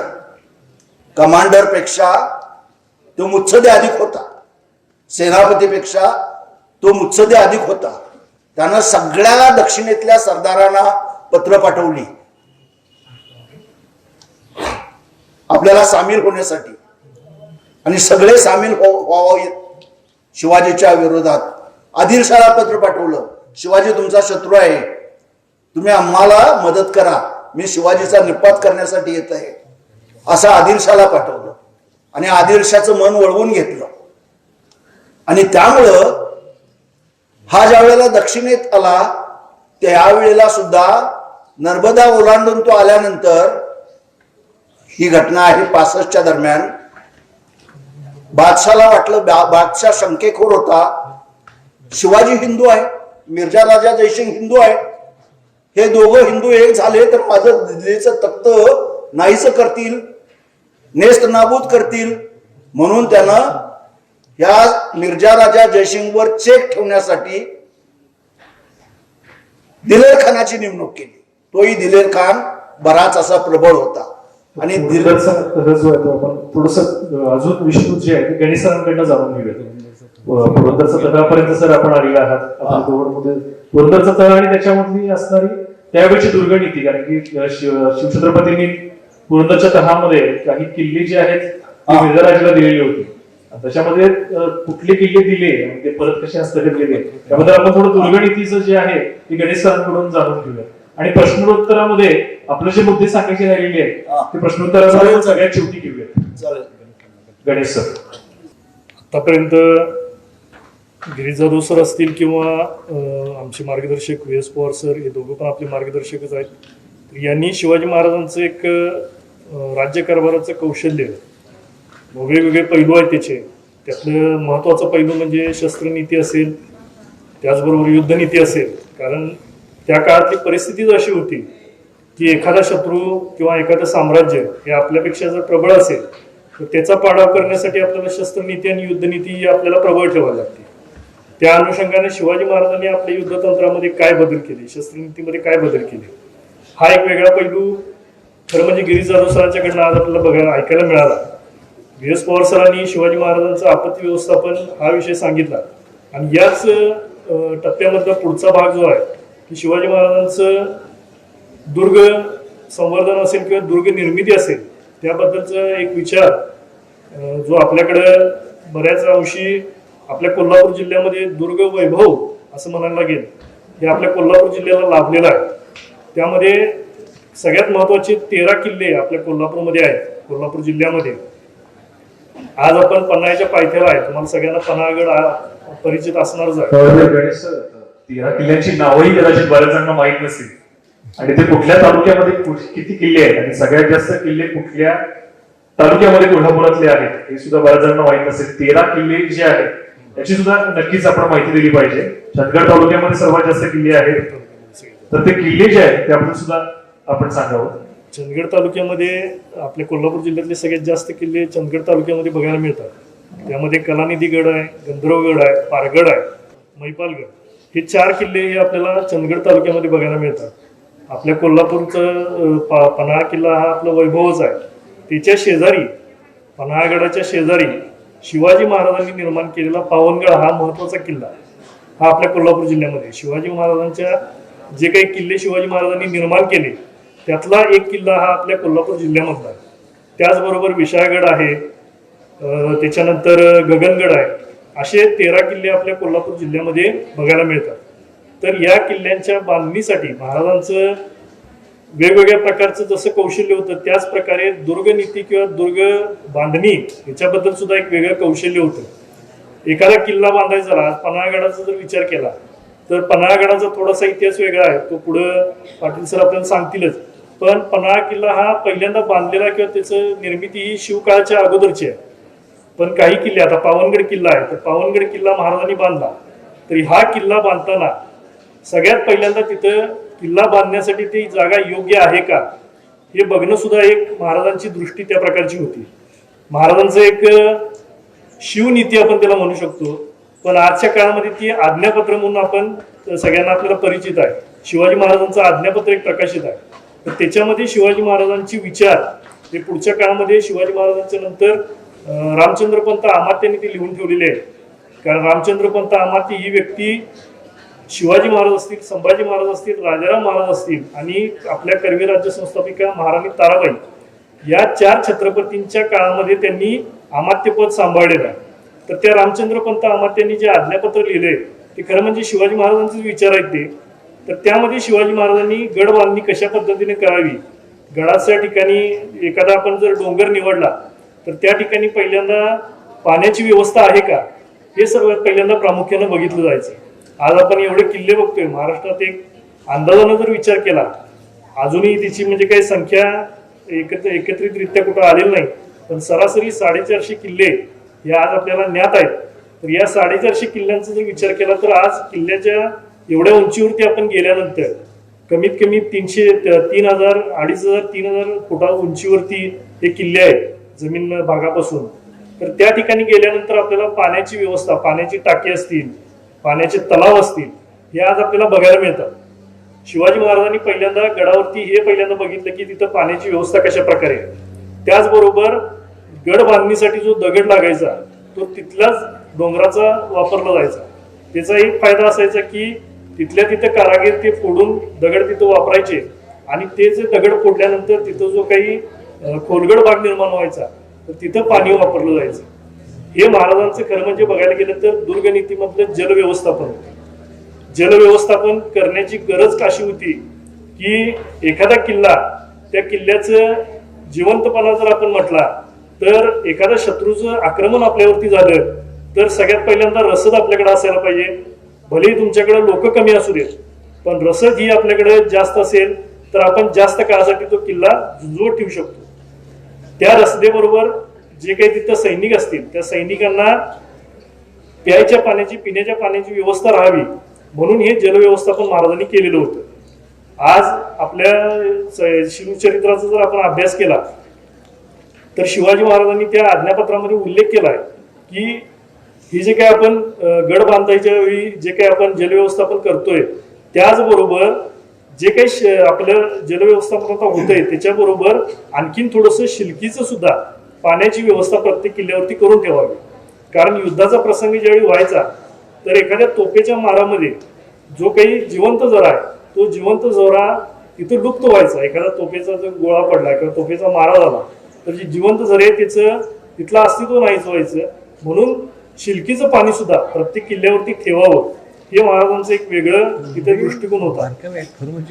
या सगळ्या बरोबरच महाराजांनी आणखीन एक महत्वाचा पैलू त्याच्यातला आपल्याला बघायला मिळतो तो म्हणजे शिवाजी महाराजांनी त्या काळात कचऱ्याचं सुद्धा व्यवस्थापन केलेलं होतं. आज आपण आपल्या आजूबाजूचा प्रदेश बघतोय, आपलं घर आपण स्वच्छ ठेवतो, पण आपल्या घराच्या समोरचा भाग सोडला तर इतर भागामध्ये काय परिस्थिती आहे आपल्याला चांगलं माहित आहे. पण शिवाजी महाराजांनी त्या ह्याच्यामध्ये सुद्धा गडावरती जर एखादी गोष्ट अशी कचऱ्याची जर पडलेली असेल तर ती एका जागी गोळा करून तो सगळा कचरा एका ठिकाणी जमवून तो जाळावा आणि त्या जाळाच्या याच्यातून जी काही राख निर्माण व्हायची त्याच्या अनुषंगाने त्या राखेचा वापर झाडं लावण्यासाठी करावा. अशा पद्धतीने महाराजांनी कचऱ्यात सुद्धा व्यवस्थापन केलेलं होतं. आज शिवाजी महाराजांचा अभ्यास करायचा झाला तर गडकोट आहेत, शिवाजी महाराजांची त्या काळातली शस्त्र असतील, शिवाजी महाराजांच्या काळातल्या वस्तू असतील, त्याचबरोबर शिवाजी महाराजांची काही अस्सल छायाचित्र आज आपल्याला उपलब्ध आहेत. असे जे काही आहेत या सगळ्या गोष्टींचा आपण अभ्यास करतोच. त्याचबरोबर शिवाजी महाराजांच्या काळातली अस्सल कागदपत्र ही शिवाजी महाराजांच्या संपूर्ण आयुष्याचं किंवा त्यांच्या व्यक्तिमत्वाचं जर आपल्याला अधिक अभ्यास करायचा असेल तर त्यासाठी खूप महत्वाची ठरतात. आणि सुदैवानं मी आज ज्या कार्यालयामध्ये काम करतोय या आपल्या कोल्हापूर पुरालेखागार जे आहे हे आपल्या महाराष्ट्र शासनाचं एक कार्यालय आहे. पुरालेख संचालनालय आपलं मुख्य कार्यालय आणि त्याचे विभागीय कार्यालय आपल्या कोल्हापूरचं आहे. या कोल्हापूरच्या दप्तरखान्याला पण एक वेगळं ऐतिहासिक महत्व आहे. कारण करवीरकर छत्रपतींचा जो दप्तरखाना जो म्हणतोय तो दप्तरखाना म्हणजे आज आमचं हे कोल्हापूर पुरालेखागार. खास अभिलेख व्यवस्थापनाच्या दृष्टिकोनातून या विभागाची स्थापना झाली आणि या अभिलेख व्यवस्थापनाच्या ह्याच्यातलं सगळ्यात महत्वाचं आणि आपल्या सगळ्यांना अभिमान वाटावं अशी जी गोष्ट आहे ती म्हणजे शिवाजी महाराजांची आज आपल्या इतिहासाला ज्ञात असणारी एक 250 ते 300 कागदपत्र इतिहासामध्ये उपलब्ध आहेत. त्यातली शिवाजी महाराजांची अस्सल 10 पत्र ही आपल्या कोल्हापूर पुरालेखागारमध्ये बघायला मिळतात. मगाशी पवार सरांनी जे अफजल खानाच्या स्वारीचा जो विषय सांगितला तर त्याच्याबद्दल मला सांगावंसं वाटतं की त्या स्वारीनंतरचं शिवाजी महाराजांचं एक पत्र आमच्या कोल्हापूर पुरालेखागारमध्ये आहे. 1660चं ते पत्र आहे. त्या पत्राचा आशय असा आहे की अफजल खानाच्या स्वारीनंतर स्वारीच्या अगोदर पुणे, इंदापूर, चाकण, सुपे आणि बारामती हा जो भाग आहे हा आदिलशाही राजवटीमध्ये जो हा सगळा भाग आहे. आणि अफजल खानाच्या स्वारीनंतर हा सगळा भाग महाराजांनी स्वराज्यामध्ये सामील करून घेतला. त्याचं एक वेगळं म्हणजे पवार सरांनी जे सांगितलं की महाराजांनी त्या युद्धकलेमध्ये एखाद्या शत्रूचा पाडाव केल्यानंतर त्या काळामध्ये तो जल्लोष व्हायचा की एखादा शत्रू आपल्याकडून नामोहरम झाला तर तिथं जल्लोष केला जायचा. पण शिवाजी महाराजांनी ही संधी ओळखून अफजल खानाचा पाडाव झाल्यानंतर विजापूरच्या आदिलशाहीचं अधिक नुकसान व्हावं म्हणून त्याच रात्री आदिलशाहवरती परत रिअटॅक केला आणि शिवाजी महाराजांनी प्रतापगडापासून ते अगदी पन्हाळ्यापर्यंतचा हा सगळा प्रदेश म्हणजे पन्हाळा सुद्धा स्वराज्यात पहिल्यांदा आला तो अफजल खानाच्या स्वारीनंतर 1660 ला. त्याची तारीख सुद्धा आहे 28 नोव्हेंबर 1659 ला तो किल्ला आपल्या स्वराज्यामध्ये आला पन्हाळगड. तर हा सगळा प्रदेश 15 दिवसामध्ये महाराजांनी आपल्याकडे घेतला. तर या भागामधलं पुणे, इंदापूर, चाकण, सुपी आणि बारामती या भागामध्ये आदिलशाहीच्या राजवटीतली किंवा त्याच्या अगोदरची हिंदू मुस्लिम लोकांना दिलेली वतनं होती. त्या वतनांच्या बद्दलचा प्रश्न तिथे निर्माण झाला की ही वतनं पुढे चालू ठेवायची का ही बंद करायची. तर त्या प्रश्नाबद्दल शिवाजी महाराजांचं ते आज्ञापत्र आहे. त्यामध्ये महाराजांनी उल्लेख केला की हा सगळा भाग आपल्याकडे आला आणि ही वतनं पूर्वी चालत होती तर जशी आहे तशी ही हिंदू मुस्लिमची वतनं पुढे चालू ठेवावी अशा आशयाचं ते पत्र आहे. आणि त्याचबरोबर दुसरं एक महत्वाचं पत्र आहे ज्याच्यावरती शिवाजी महाराजांचा त्यावेळेचा अष्टकोनी शिक्का आहे आपल्या प्रतिपचंद्रेचा. तर ते पत्र काय आहे की जे आपले गडकोट आहेत या गडकोटांचं नवीन निर्मिती असेल त्याचबरोबर गडकोटांची दुरुस्ती असेल त्याबद्दल महाराजांनी केलेली तरतूद आहे. महाराजांचं स्वराज्याचा जर विचार केला तर एक आपण A4 साईजचा पेपर जर घेतला आणि त्या पेपरवरती एक छोटासा डॉट आपण पेनाने केला तर तो पेपर म्हणजे त्यावेळेचं औरंगजेबाचं सगळं त्याचं राज्य आणि डॉट म्हणजे शिवाजी महाराजांचं स्वराज्य होतं. तर शिवाजी महाराजांनी हे स्वराज्य कशाच्या याच्यावरती टिकवलं किंवा कशाच्या याच्यावरती वाढवलं तर त्याचं सगळ्यात मोठं गमक आहे ते गड किल्ले. गड किल्ल्यांचं महत्व ओळखून शिवाजी महाराजांनी गड किल्ल्यांना बांधीव स्वरूप दिलं त्याचबरोबर त्यांना बलाढ्य स्वरूप दिलं. 1671-72च्या पत्रामध्ये महाराजांनी त्या काळात म्हणजे विचार करा आजच्या घडीला त्याची किंमत किती होती 1,75,000 होऊन हे गडांच्या दुरुस्तीसाठी आणि बांधकामासाठी वेगळे काढलेले होते. 1671-72चा काळ आणि आत्ताच्या काळामध्ये जर विचार केला तर त्याची किती रक्कम होती हा विचार केला बरा. आणि आज आपलं लोकप्रतिनिधी असतील किंवा शासन असेल हे गड किल्ल्यांच्या संवर्धनासाठी किती खर्च करते किंवा कितपत काम करते हा एक वेगळा मुद्दा. पण त्या पत्रामध्ये शिवाजी महाराजांनी 1671-72ला फक्त रायगडसाठी 50,000 होऊन वेगळे काढलेले होते. आणि त्याचबरोबरच त्याच सालामधलं दुसरं एक पत्र आहे ते पत्र असं आहे की आपले स्वराज्याचे प्रमुख शत्रू होते ते मोगल होते. तर त्या मोगलांशी कधी युद्धाचा प्रसंग निर्माण होऊ शकतो. तर या युद्धासाठी एखादा प्रसंग असा अचानक उद्भवला तर महाराजांनी तशी तरतूद केली होती की आपल्या खजिन्यावरती कुठलाही वेगळा ताण पडू नये म्हणून एक स्वतंत्र युद्ध फंड अशा पद्धतीने महाराजांनी एक वेगळी रक्कम बाजूला काढलेली. जसं गड किल्ल्यांसाठी 1,75,000 होऊन वेगळे काढलेले त्याच पद्धतीने युद्ध फंड म्हणून सुद्धा महाराजांनी तब्बल 1,25,000 होऊन वेगळे काढून ठेवलेले होते. म्हणजे ह्याच्यातनं महाराजांचं जे काही आपण व्यवस्थापन कौशल्य म्हणतो ते सुद्धा आपल्याला वेगळ्या पद्धतीने अभ्यासता येतं. दुर्गनीती असेल, जलनीती असेल, त्याचबरोबर कचरा व्यवस्थापन असेल असे वेगवेगळे पैलू शिवाजी महाराजांच्या जीवनावरती आपल्याला अभ्यासता येऊ शकतात.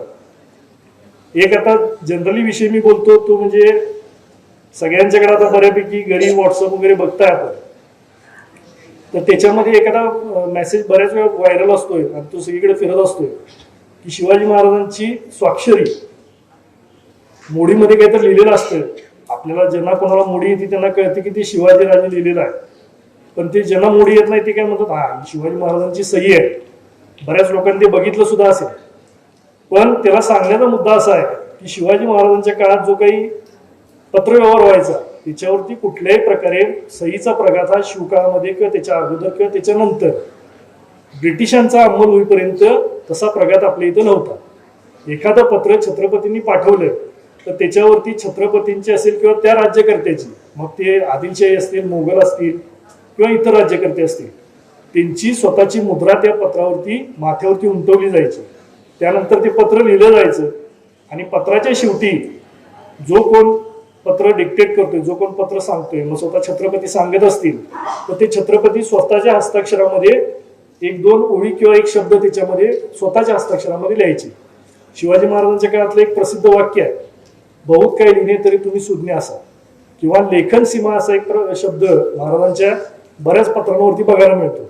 तर हे स्वतः महाराज आपल्या हस्ताक्षरामध्ये तिथे लिहायचे आणि त्या पत्राच्या शेवटी मर्यादे विराजते अशी मूर्त मुद्रा म्हणजे समाप्ती मुद्रा त्या पत्रावरती उमटवली जायची. हे पत्र शिवकाळातलं म्हणजे हा प्रघात शिवकाळाच्या अगोदरपासून शिवकाळानंतर आणि शिवाजी महाराजांच्या नंतरच्या काळात ब्रिटिशांच्या अंमलापर्यंत ही पत्रव्यवहाराची पद्धत होती. त्यामुळं हा सांगण्याचा मुद्दा असा आहे की शिवाजी महाराजांच्या पत्रावरती कुठेही महाराजांची स्वाक्षरी नाही. शिवाजी महाराजांच्या पत्रावरती महाराजांचा शिक्का असतो. त्याच्यामध्ये दोन प्रकार आहेत, काही पत्रांवरती शिक्के नाही आहेत आणि काही पत्रांवरती आहेत.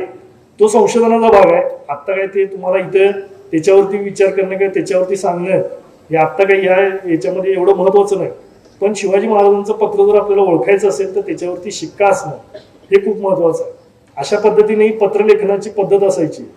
अशी पत्र म्हणजे माझं एक आपल्याला सगळ्यांना एक आव्हान आहे किंवा विनंती आहे, कोल्हापूर पुरलेखागारमध्ये तुम्ही कधीही सरांना सुद्धा मी आपण या ठिकाणी निमंत्रण देऊ इच्छितो की कोल्हापूर पुरलेखागारमध्ये हे जे काही कागदपत्र जतन केलेले आहेत त्याचे एक शास्त्र आहे, ते बघण्यासाठी तुम्ही कधीतरी तिथे या आणि ही कागदपत्र कशा पद्धतीनं जतन होतात, कशा पद्धतीने त्यावेळी कागदपत्रांची निर्मिती व्हायची, पत्रव्यवहार कसा केला जायचा आणि या सगळ्या गोष्टी आत्ताच्या काळाला कशा जतन केल्या जातात हे सगळं आपल्याला कोल्हापूर पुरलेखागारमध्ये बघायला मिळतं.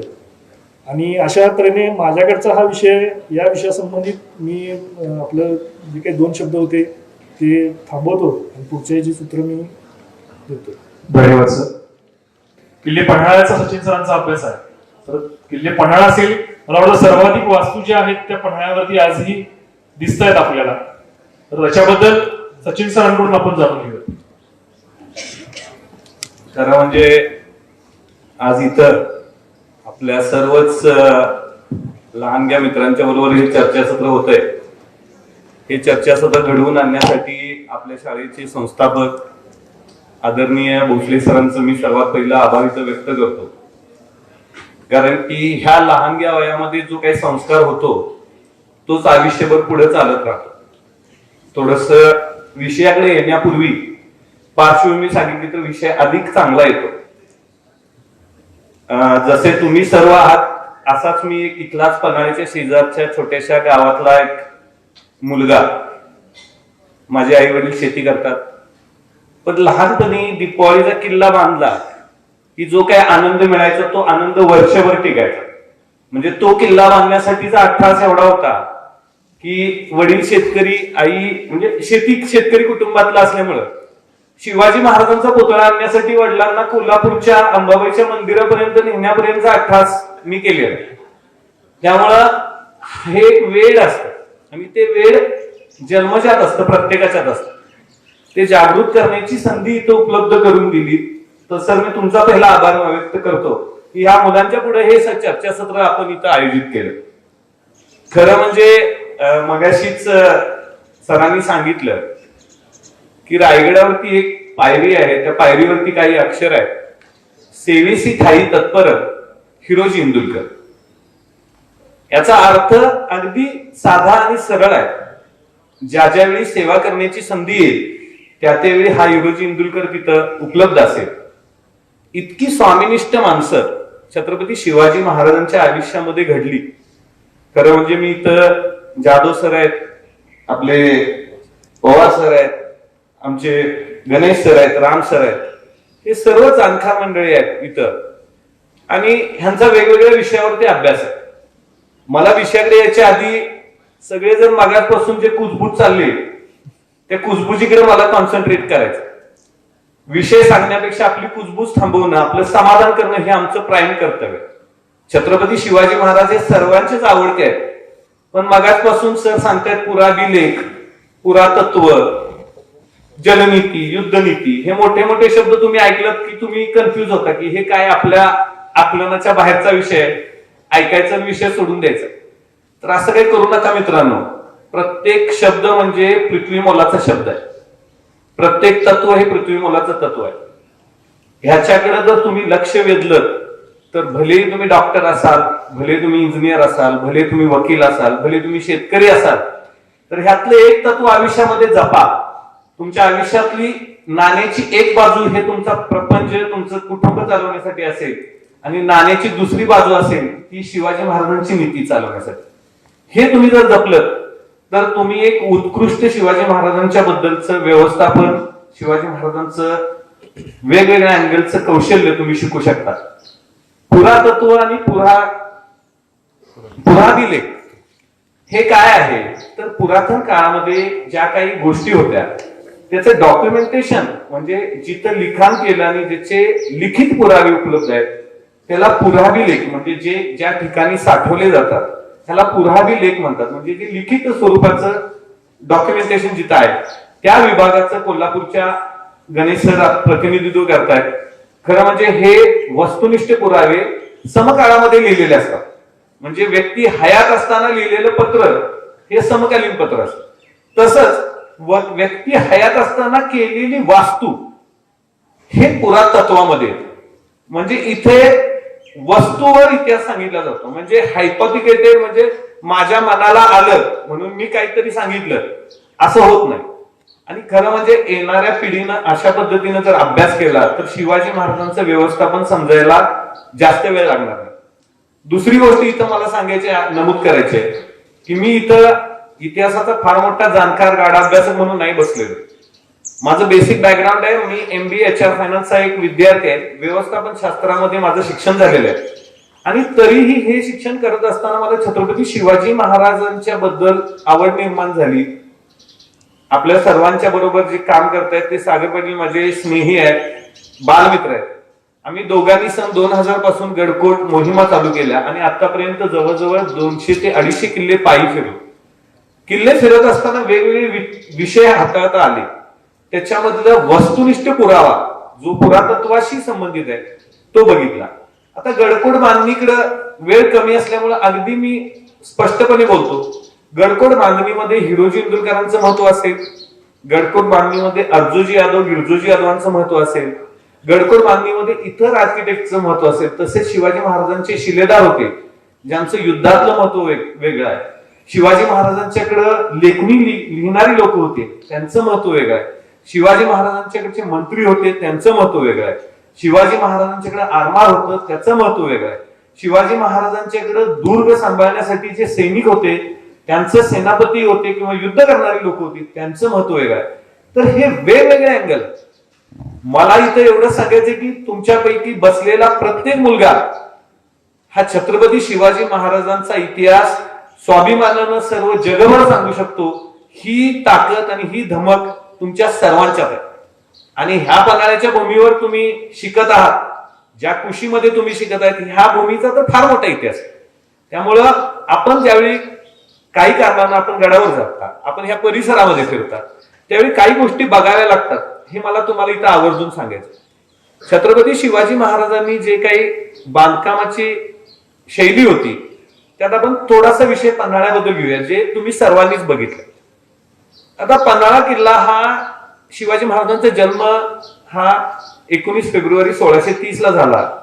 हे महाराष्ट्र राज्य सरकारने किंवा भारत सरकारने मान्य केले. आपण ही तारीख व्हॅलिड धरू, आपण त्याच्या खोलात न जाता, वादात न जाता ही तारीख आपण व्हॅलिड धरू आणि चर्चा करू. तर त्याच्या आधी आदिलशाहीचा एक बादशाह ज्याचं नाव इब्राहिम आदिलशाह दुसरा, त्याचा कालखंड आहे 1580 ते 1627.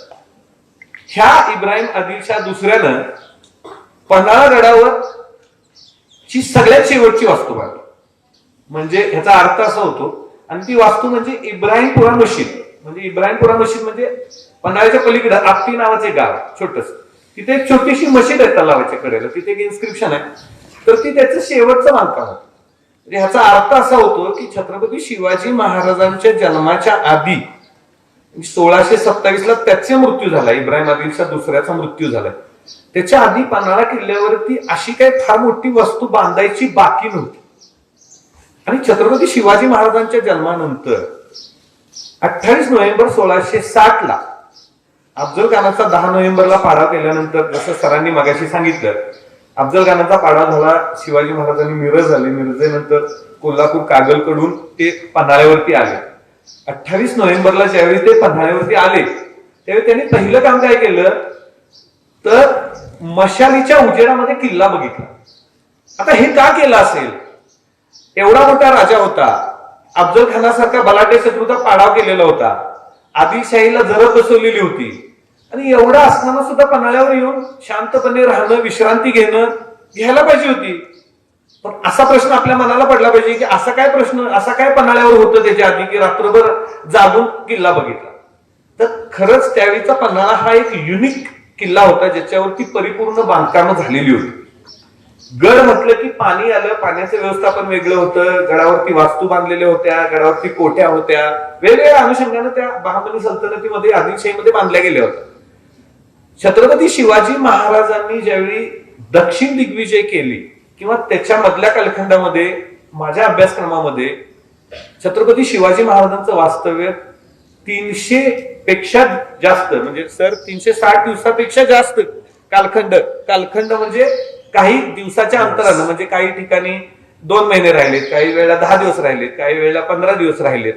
अशा अनुषंगाने शिवाजी महाराजांच्या 51 वर्षाच्या आयुष्यातले जवळजवळ 1 वर्षापेक्षा जास्त कालखंड त्यांनी पन्हाळ्यावरती वास्तवात घालवलेला आहे. म्हणजे जगदवंद्य राजा आपल्या पन्हाळ्यावरती 1 वर्ष घालवतो म्हणजे त्या पन्हाळ्याचं काहीतरी महत्व आहे. आणि हे खरं म्हणजे दक्षिण दिग्विजय करण्यापूर्वी छत्रपती शिवाजी महाराजांचा उद्देशच हा होता. त्यांचं व्यवस्थापन इतकं सुंदर होतं की जसा उत्तरेवरती जसं मराठ्यांचं राज्य नंतर वाढलं, तर उत्तरेपूर्वी मराठ्यांचं राज्य दक्षिणेत वाढलं, आणि दक्षिण आणि उत्तरेचा समतोल बसवण्यासाठी आणि कोकण आणि घाटमाथ्याचा समतोल बसवण्यासाठी पन्हाळा हे ऍडजॉइनिंग सेंटर होतं की जो मध्य होता. आणि इथं ह्या पन्हाळ्याचा रेडियस म्हणजे भौगोलिक अभ्यास केला तर ह्या पन्हाळ्याचा रेडियस जवळजवळ 650 एकराचा हा पन्हाळा किल्ला आहे, ज्याच्यावरती मुबलक पाणी साठा आहे, ज्याच्यावरती पोरस रॉक आहे, ज्याच्यामध्ये पाणी क्षमता साठवून ठेवण्याची क्षमता आहे, ती वर्षभर सोडत राहत. हे सगळं करत असताना शिवाजी महाराजांनी पन्हाळा घेतला आणि पन्हाळ्यावरती ज्यावेळी सिद्धी जोहरचा अटॅक झाला त्यावेळी काही चुकीच्या गोष्टी बऱ्याच, म्हणजे बघा तुम्ही पन्हाळ्यावर गेलात ना, बरीच लोक काहीही सांगतात, म्हणजे हायपोथिकेटेड असतं, आपण किती ऐकायचं काय ऐकायचं आपल्यावर असतं, आपण ती तपासणी केली पाहिजे. पन्हाळ्यावरती जो पहिला तोफेचा मारा झाला तो हेनरी रेविंग्टन हा राजापूरच्या वखारीतला जो इंग्रज होता, तो आदिलशाहीच्या सरदारांना म्हणजे सिद्धी जोहरच्या सैन्यामध्ये आलेला होता आणि त्यानं पन्हाळ्यावरती पहिला तोफेचा मारा केला. म्हणजे मोठ्या तोफा, म्हणजे सिद्धी जोहर बरोबर तोफा होत्या का तर होत्या, पण सिद्धी जोहरचा वेढा किती लांब होता तर गडापासून कमीत कमी 8 ते 7 किलोमीटरच्या बाहेर, म्हणजे अगदी आसुर्ले बोर्लेमध्ये सिद्धी जोहर राहत होता, मसूद माल्यामध्ये सिद्धी मसूद राहत होता, म्हणजे तो बाकीचे त्याच्याबरोबर रुस्तुमे जमान वगैरे राहत होता. इंग्रज होते ते इकडं पुसाटी, म्हणजे अगदी तुमच्या पुसाटीच्या बाजूला होते, म्हणजे पुसाटीपेक्षा पण लांबून आपण मसाईच्या पठारावर होते. एवढ्या लांबून किल्ल्यावरती मारा करण्याची त्यावेळीची जी टेक्निक होती त्याच्यामध्ये सगळ्यात कारगर टेक्निक काय आली तर त्या इंग्रजांनी आणलेल्या 2 तोफा, त्यातली एक तोफ छत्रपती शिवाजी महाराजांच्या गुप्तहेर खात्यानं मध्येच हे केले, त्यातली एक तोफ इथपर्यंत आली. पण ज्यावेळी ती तोफ आली त्यावेळी लक्षात आलं की शिवाजी महाराजांना ह्या पन्हाळ्याला पुढे भविष्यात धोका निर्माण होऊ शकतो. छत्रपती शिवाजी महाराज कुठल्या वाटेने गेले मगाशी सरांनी सांगितलं, त्याच्यावरती वादविवाद आहे. माझ्या अभ्यासक्रमामध्ये जे काही माझ्याकडे वस्तुनिष्ठ पुरावे आले त्याच्यात मला ज्या गोष्टी अनुभवल्या ते मी इथं स्पष्ट करतोय. त्याचं आकलन अजूनही विद्वान संशोधकांनी करावं. ज्यावेळी शिवाजी महाराज ह्या पन्हाळ्यावरून बाहेर गेले त्याला 2 सोर्स होते, एक तरी राजदंडीचा मार्ग जो सगळ्यांनी मान्य केला, दुसरा मार्ग होता तो वाघ दरवाजाचा. आता वाघ दरवाजाचा जर आर्किओलॉजीचा अभ्यास केला तर वाघ दरवाजा हा 1701 ला औरंगजेब बादशाहनं पन्हाळा जिंकला होता आणि त्याच्या आधी त्याचा 9 वर्ष त्याचा नातू ह्या पन्हाळ्याला जिंकण्याचा प्रयत्न करत होता. म्हणजे संभाजी महाराजांचा मृत्यू हा 1689 ला आहे आणि 1689 नंतर 1691 ला औरंगजेब बादशाहचा नातू ह्या पन्हाळ्याला वेढा घालून बसला होता सर. आणि 1691 ते 1701 म्हणजे 10 वर्ष तो इथं प्रयत्न करत होता पण त्याला पन्हाळा काय हाताला लागला नाही. पण औरंगजेब ज्यावेळी माहुली गडावर होता साताऱ्याला तो हुशार होता, त्याला सगळं जॉग्रफीचं नॉलेज लागायचं, अपडेट ठेवत होता. तर त्याच्याकडे ओस्मान कारवाल नावाचा एक ड्राफ्ट्समन होता, म्हणजे जो गुप्तहेर खात्यात होता. त्यानं ओस्मान कारवालनं पाठवलं, त्यानं सांगितलं जा पन्हाळ्याला आणि पन्हाळीची रेखी कर आणि त्याचा नकाशा बनवून मला दाखव. परत औरंगजेबानं दुसरं काम केलं की त्याचं ओस्मान कारवालवर एकट्यावर डिपेंड न राहता त्याचा एक वैयक्तिक खात्यातला त्याचा सल्लागार होता औरंगजेबाचा, त्यालाही पाठवलं आणि त्यांनी पन्हाळ्याची रेखी केली. आणि त्यामध्ये एक महत्वाची गोष्ट लक्षात येते इथं की तो म्हणतोय की पन्हाळ्याला फक्त 2च दरवाजे आहेत. पन्हाळ्याला 2च दरवाजे आहेत. तर दरवाजा एक आहे पूर्व दरवाजा म्हणजे आत्ताचा 4 दरवाजा आणि दुसरा म्हणजे पश्चिम दरवाजा म्हणजे आत्ताचा वाघ दरवाजा, म्हणजे 3 दरवाजा. वाघ दरवाजा आहे असं तो तिथं दोघंही म्हणत नाहीयेत. गडाला 2 दरवाजे आहेत. तुम्ही जर विजापूर दरबाराची बातमीपत्र वाचली तर गुलबर्गा आर्काइव्ह मध्ये औरंगजेब बादशाहची 25,000 कागद आहेत. त्यातल्या त्या कागदामध्ये ते सगळं लिखाण आहे. हे माझ्या मनाचं नाही आहे, हे ओरिजिनल कागद आहेत. दुसरी गोष्ट, ह्या गोष्टीचं सर आम्ही परत ही केली, तपासणी केली तर मला औरंगजेब बादशाहनं त्या कालखंडामध्ये बनवलेला नकाशा मिळाला सर.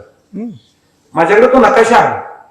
तर ज्या नकाशामध्ये 3 दरवाजा दाखवलाय, 4 दरवाजा दाखवलाय, वाघ दरवाजाचे तिथे एक मोठी अशी चौकोनी अशी खून केली आणि तिथं उर्दू मध्ये लिहून ठेवले काहीतरी, जे लिटरली त्याचं अजून ट्रान्सलेशन होणं बाकी आहे.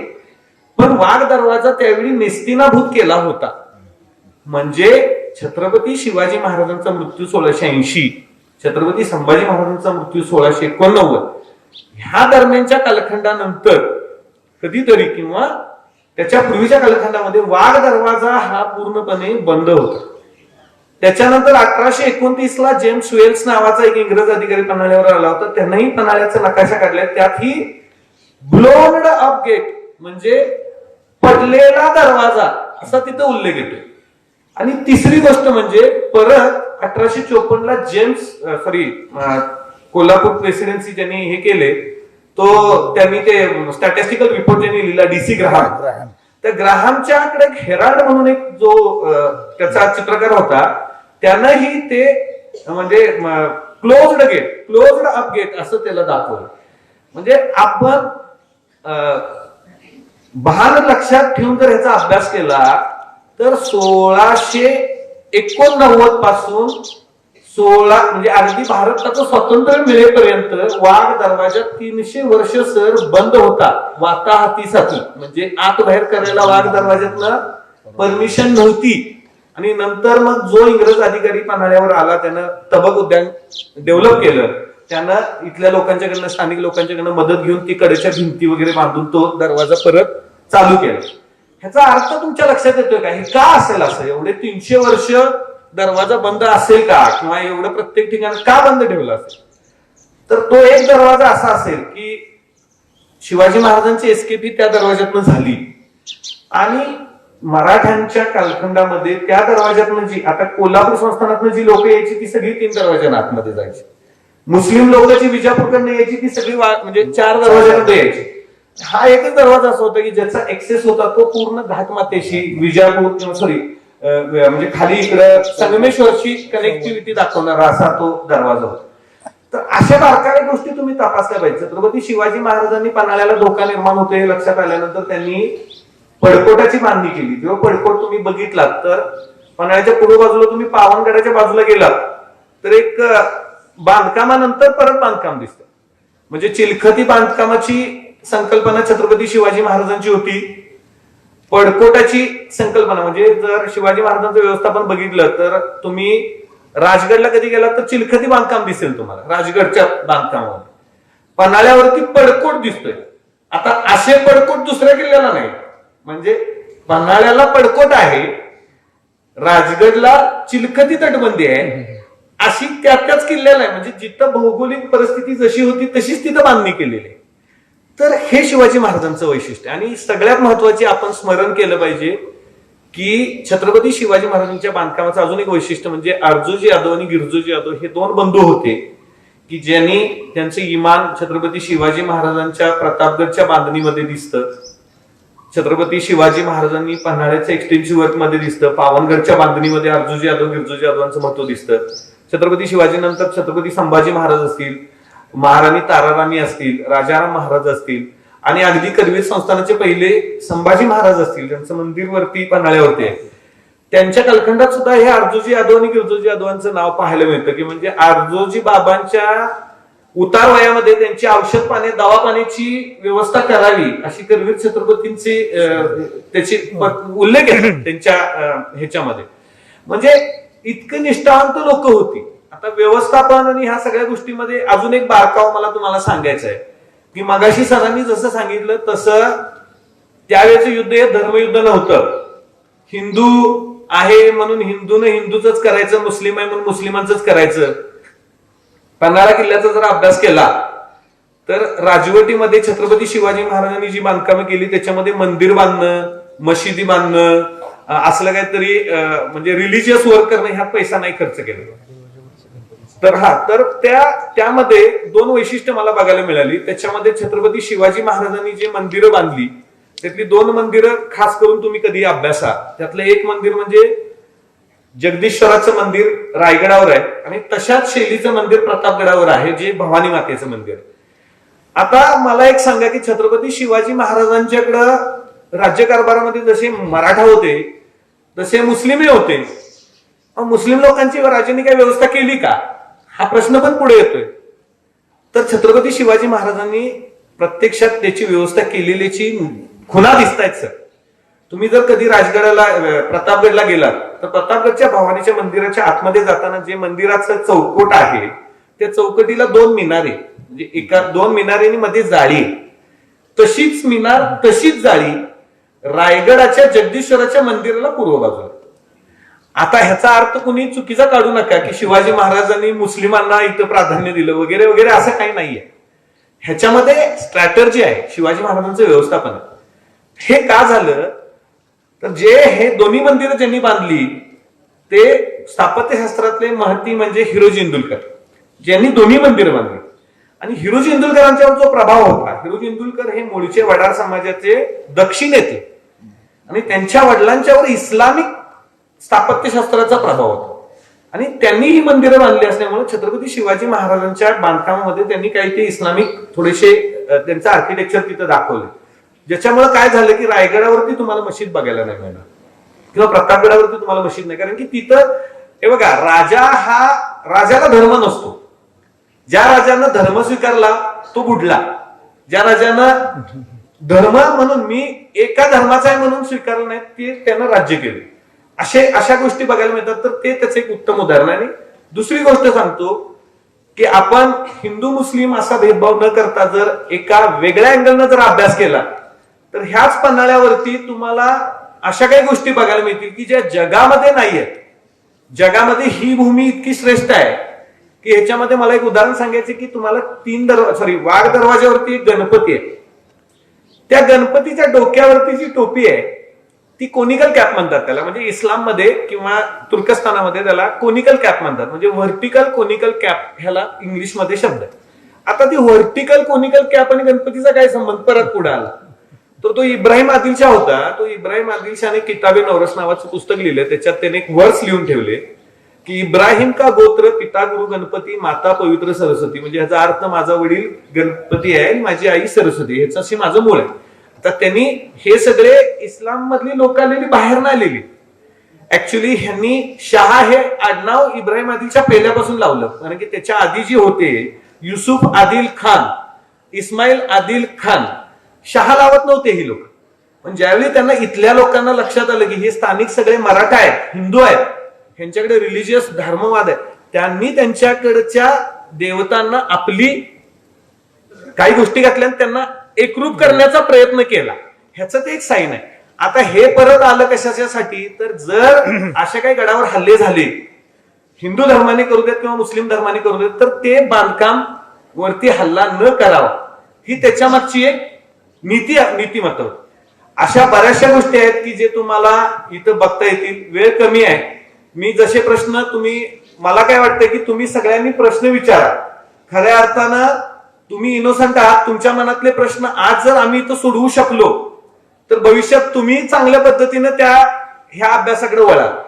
खरं म्हणजे हे एक व्यासपीठ इथं देण्याचं एवढ्यासाठीच एक महत्वाचं होतं मुलींनाही माझी विनंती आहे, तुम्ही प्रश्न विचारा. खऱ्या अर्थानं आता राम सरांना मी हँडओव्हर करतोय. राम सर एक जलवितीवरती त्यांचं आणि पर्यावरणावरती त्यांचं हे करतील आणि त्यानंतर आपला प्रश्नोत्तराचा तास एक चर्चासत्र होईल. तर एक चांगले प्रश्न तुम्ही आतापासून मला ठेवा आणि विचारा. तुमच्या प्रत्येक प्रश्नाची उत्तर देण्यासाठीच आम्ही इथं आहोत. एवढंच बोलतो आणि थांबतो.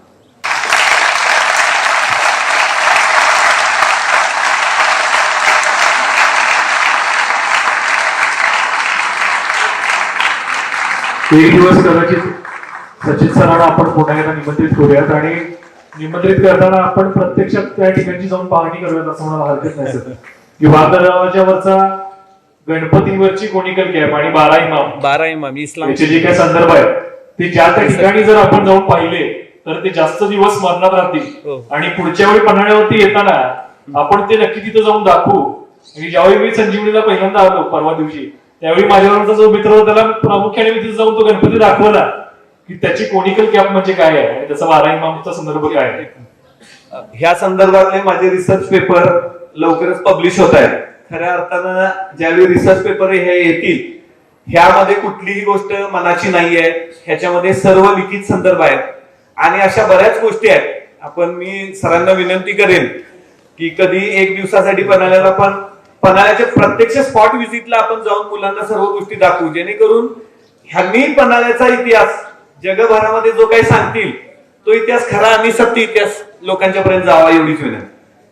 रामदादा 10 मिनिटांमध्ये बऱ्याचशाच गोष्टी सांगतील असं मला खात्री आहे, कारण की त्यांनी स्वतः पायपीट करून दुर्गा अभ्यास सुद्धा केलेला आहे आणि त्यांच्याकडे एक वेगळा विषय दिलेला होता तो म्हणजे आरमाराचा. ते सुद्धा नक्कीच सांगतील राम सर.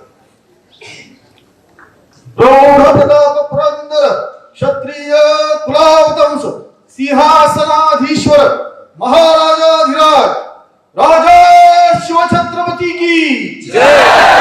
राजा शिवछत्रपती की जय. राजा शिवछत्रपती की जय.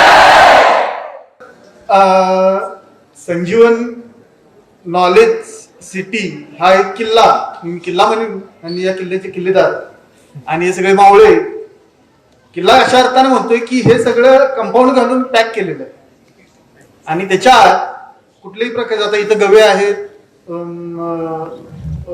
बिबट्या आहेत, अनेक जनावर आहेत, यांचा शिरकाव आत होऊ देणार नाही. आणि दुसरी गोष्ट हे माझ्या विषयाशी संबंधित आहे म्हणून मी घेतलं.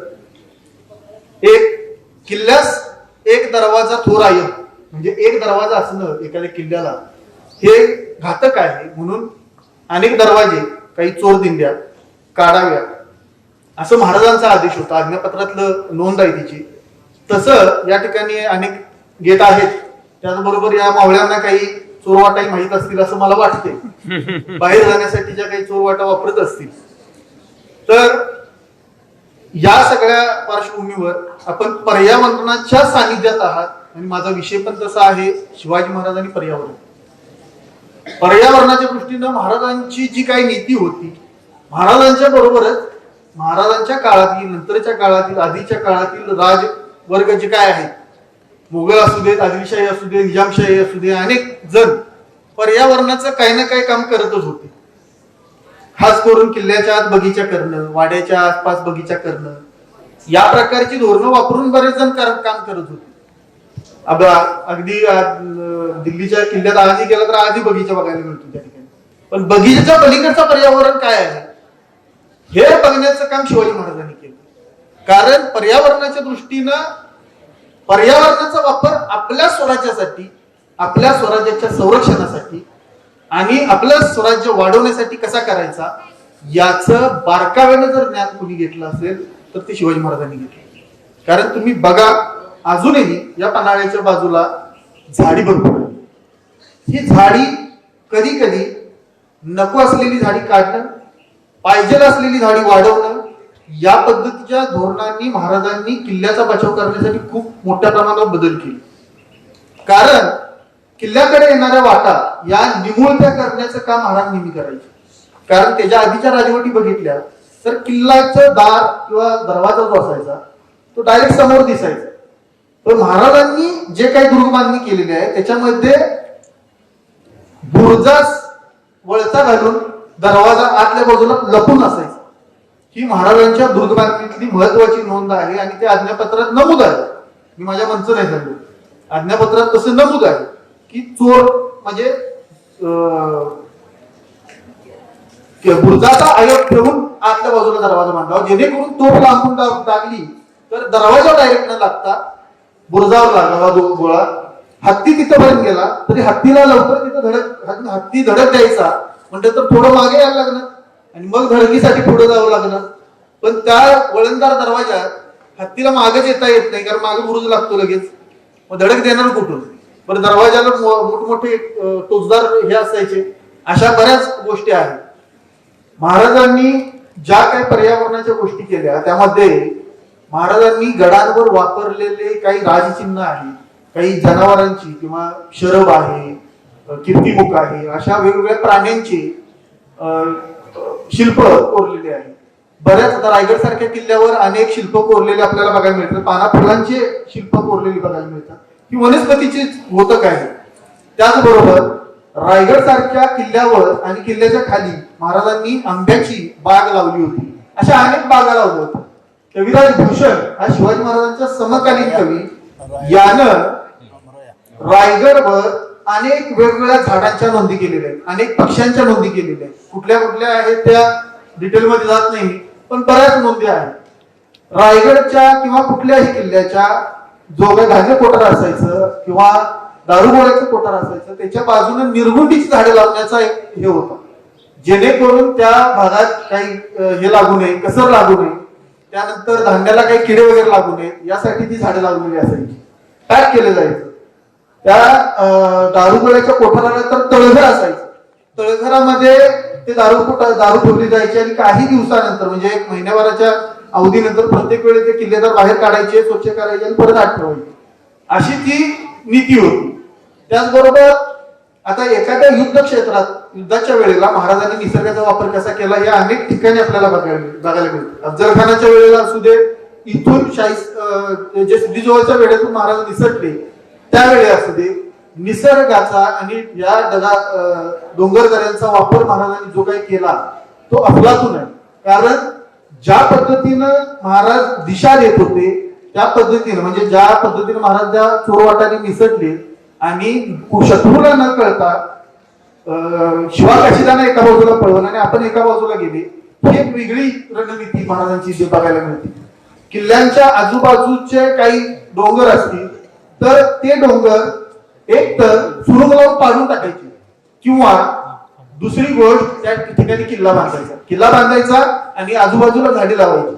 काही ठिकाणी जमिनी लेवलला किल्ल्याचे भुईकोट आहे, याच्या बाजूला काही गवती पूर्ण वगैरे असतील तर ती काढून किंवा झाडे असेल ती काढून त्या ठिकाणी खंदक खणायचा, जेणेकरून समोरासमोर शत्रू येऊ नये म्हणून खंदक खणायचा आणि किल्ला मजबूत करायचा. अशा अनेक गोष्टी सिंहासनाच्या वापरासाठी महाराजांनी जे सिंहासन महाराजांचं बसलं सिंहासन होतं, 32 मानाचं सिंहासन होतं. त्या सिंहासनाला 8 बाजूला 8 सिंह तयार केले होते. त्या सिंहासनावर अनेक प्रकारच्या जनावरांची चित्र कोरली होती किंवा कोरीव काम केलं होतं. त्या सिंहासनावर आच्छादित काही जे आच्छादन होती त्यामध्ये लाकडाचा वापर केला होता, प्राण्यांच्या कातडीचा वापर केला होता. अशा अनेक गोष्टी महाराजांनी आपल्या गिरिदुर्गांची वगैरे नाव पर्यावरणावर ठेवलेली आहे. जसं वासोट्याचा व्याघ्रगड आहे, त्याच्यानंतर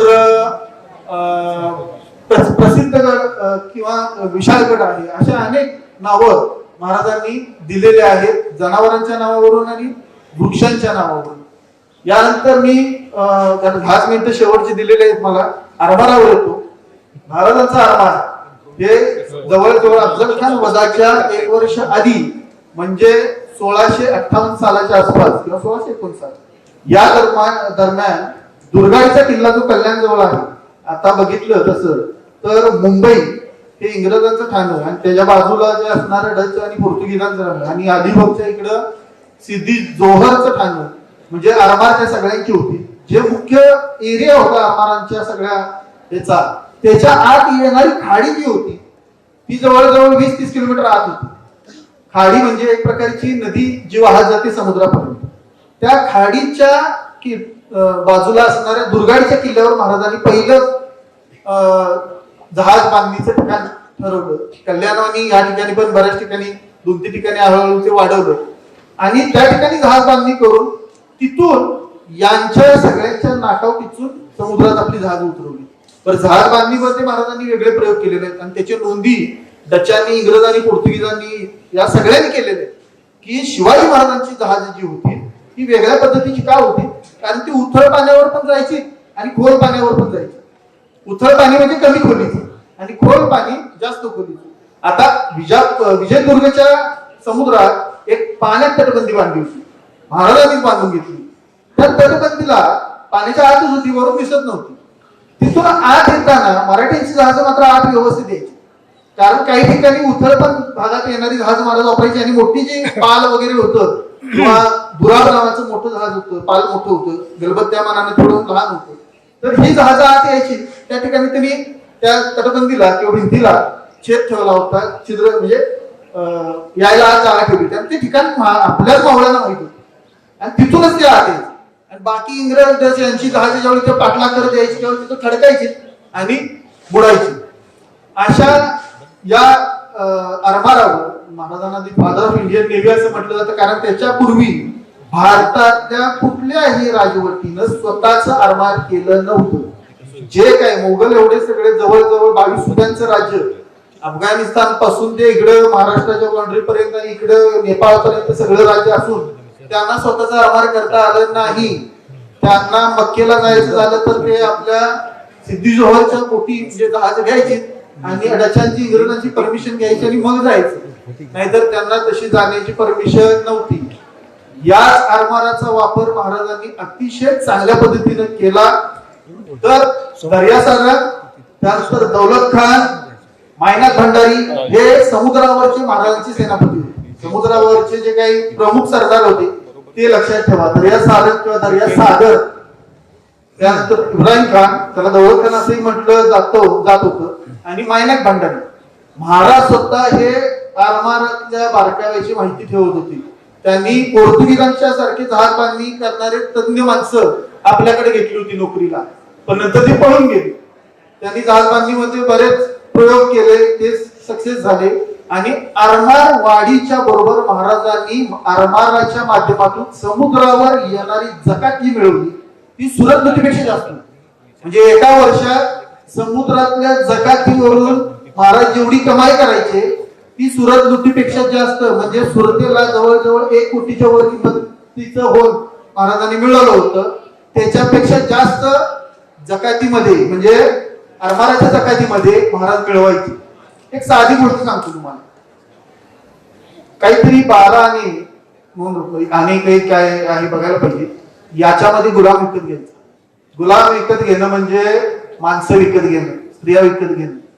त्या काळात गुलाम विकले जायचे, विकत घेतले जायचे. महाराजांनी त्याच्यावर डायरेक्ट अटॅक न करता किंवा डायरेक्ट बंद न करता हळूहळू बंद करत गेले. बंद करताना तेवढ्या आण्याला जरी तो गुलाम मिळत असला तरी त्याला महाराजांच्या एरियातून पास व्हायचं असेल, दुसरीकडे न्यायचं असेल इंग्रजांना यांना त्यांना, तर त्याच्यावर टॅक्स त्यांचं जवळजवळ कितीतरी पटीनं असायचा. म्हणजे गुलामाच्या किमतीपेक्षा कितीतरी पटीनं असायचं.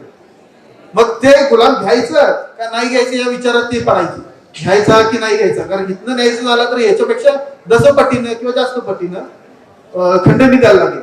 तीच नंतर संभाजी महाराजांच्या काळात संभाजी महाराजांनी त्याच्यापेक्षा जास्त केलं. तो जो कर होता तो त्याच्यापेक्षा जास्त केला.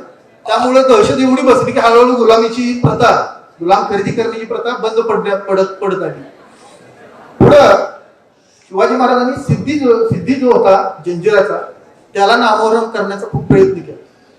शेवटपर्यंत महाराजांना जिंकता आलेला नाही असा किल्ला म्हणजे जंजिरा. तो जंजिरा येण्यासाठी संभाजी महाराजांच्या काळात संभाजी महाराजांनी ती खाडी बुजवण्याचा प्रयत्न केला होता. म्हटला तो समुद्र होता, त्याच्यामध्ये जसं रामाने सेतू बांधला म्हणतात श्रीलंकेपर्यंत, तसा सेतू बांधून किंवा तो समुद्र बुजवून त्यावर वाट करून जाण्याचा प्रयत्न होता. पण दुर्दैवाने औरंगजेब इकडे उतरल्यामुळे ते शक्य झालं नाही. एक शेवटचं उदाहरण सांगतो. लाय पाटील म्हणून जो एक होता, ज्या महाराजांच्याकडे एक सरदार होता, जो सरदार समुद्राशी संबंधित त्याचं काम होतं आणि तो मोरोपंतांच्याकडे आला, मोरोपंतांच्या सैन्यात सामील झाला आणि या जंजिरा जिंकण्यासाठी त्यांनी प्रयत्न करत होते. आणि मोरोपंतांचं असं डोक्यात होतं की जोपर्यंत आपण झंझेला मारत नाही तोपर्यंत महाराजांना तोंड दाखवायचं नाही. लाय पाटणांना त्यांना आज्ञा दिली की तुम्ही जाऊन रात्रीच्या वेळेला किल्ल्याला शिड्या लावा. शिड्या लावा म्हणजे शिड्या तटाला लावायची. शिडी जी असते आपण चढून जातो पायदान, ती शिड्या लावा. आणि आमचं सैन्य काय एक 4-5 हजार असेल ते येईल आणि वर जाईल. लाय पाटलांनी धाडस करून रात्रीच्या अंधारात जाऊन त्या नावेच्या ह्याच्या तरगत त्या शिड्या लावल्या. पण दुर्दैवानं मोरोपंतांचे जे सैन्य होतं ते त्यावेळी वेळेत पोचलं नाही. त्यांनी माघार घेतली. लाय पाटील परत फिरले. त्यांनी विचारलं का केलं असं, तर आमच्याकडे चूक झाली, आम्ही समयास पोचलो नाही म्हटले. आणि त्याला घेऊन महाराजांच्याकडे गेले. महाराजांना ओळख वगैरे करून दिल्यानंतर महाराजांनी पालखीचा मान त्यांना दिला. पण त्यानं सांगितलं की मला पालखीचा मान काय एवढं नाही गरज, मी मला पालखीचा मान घेत नाही महाराज.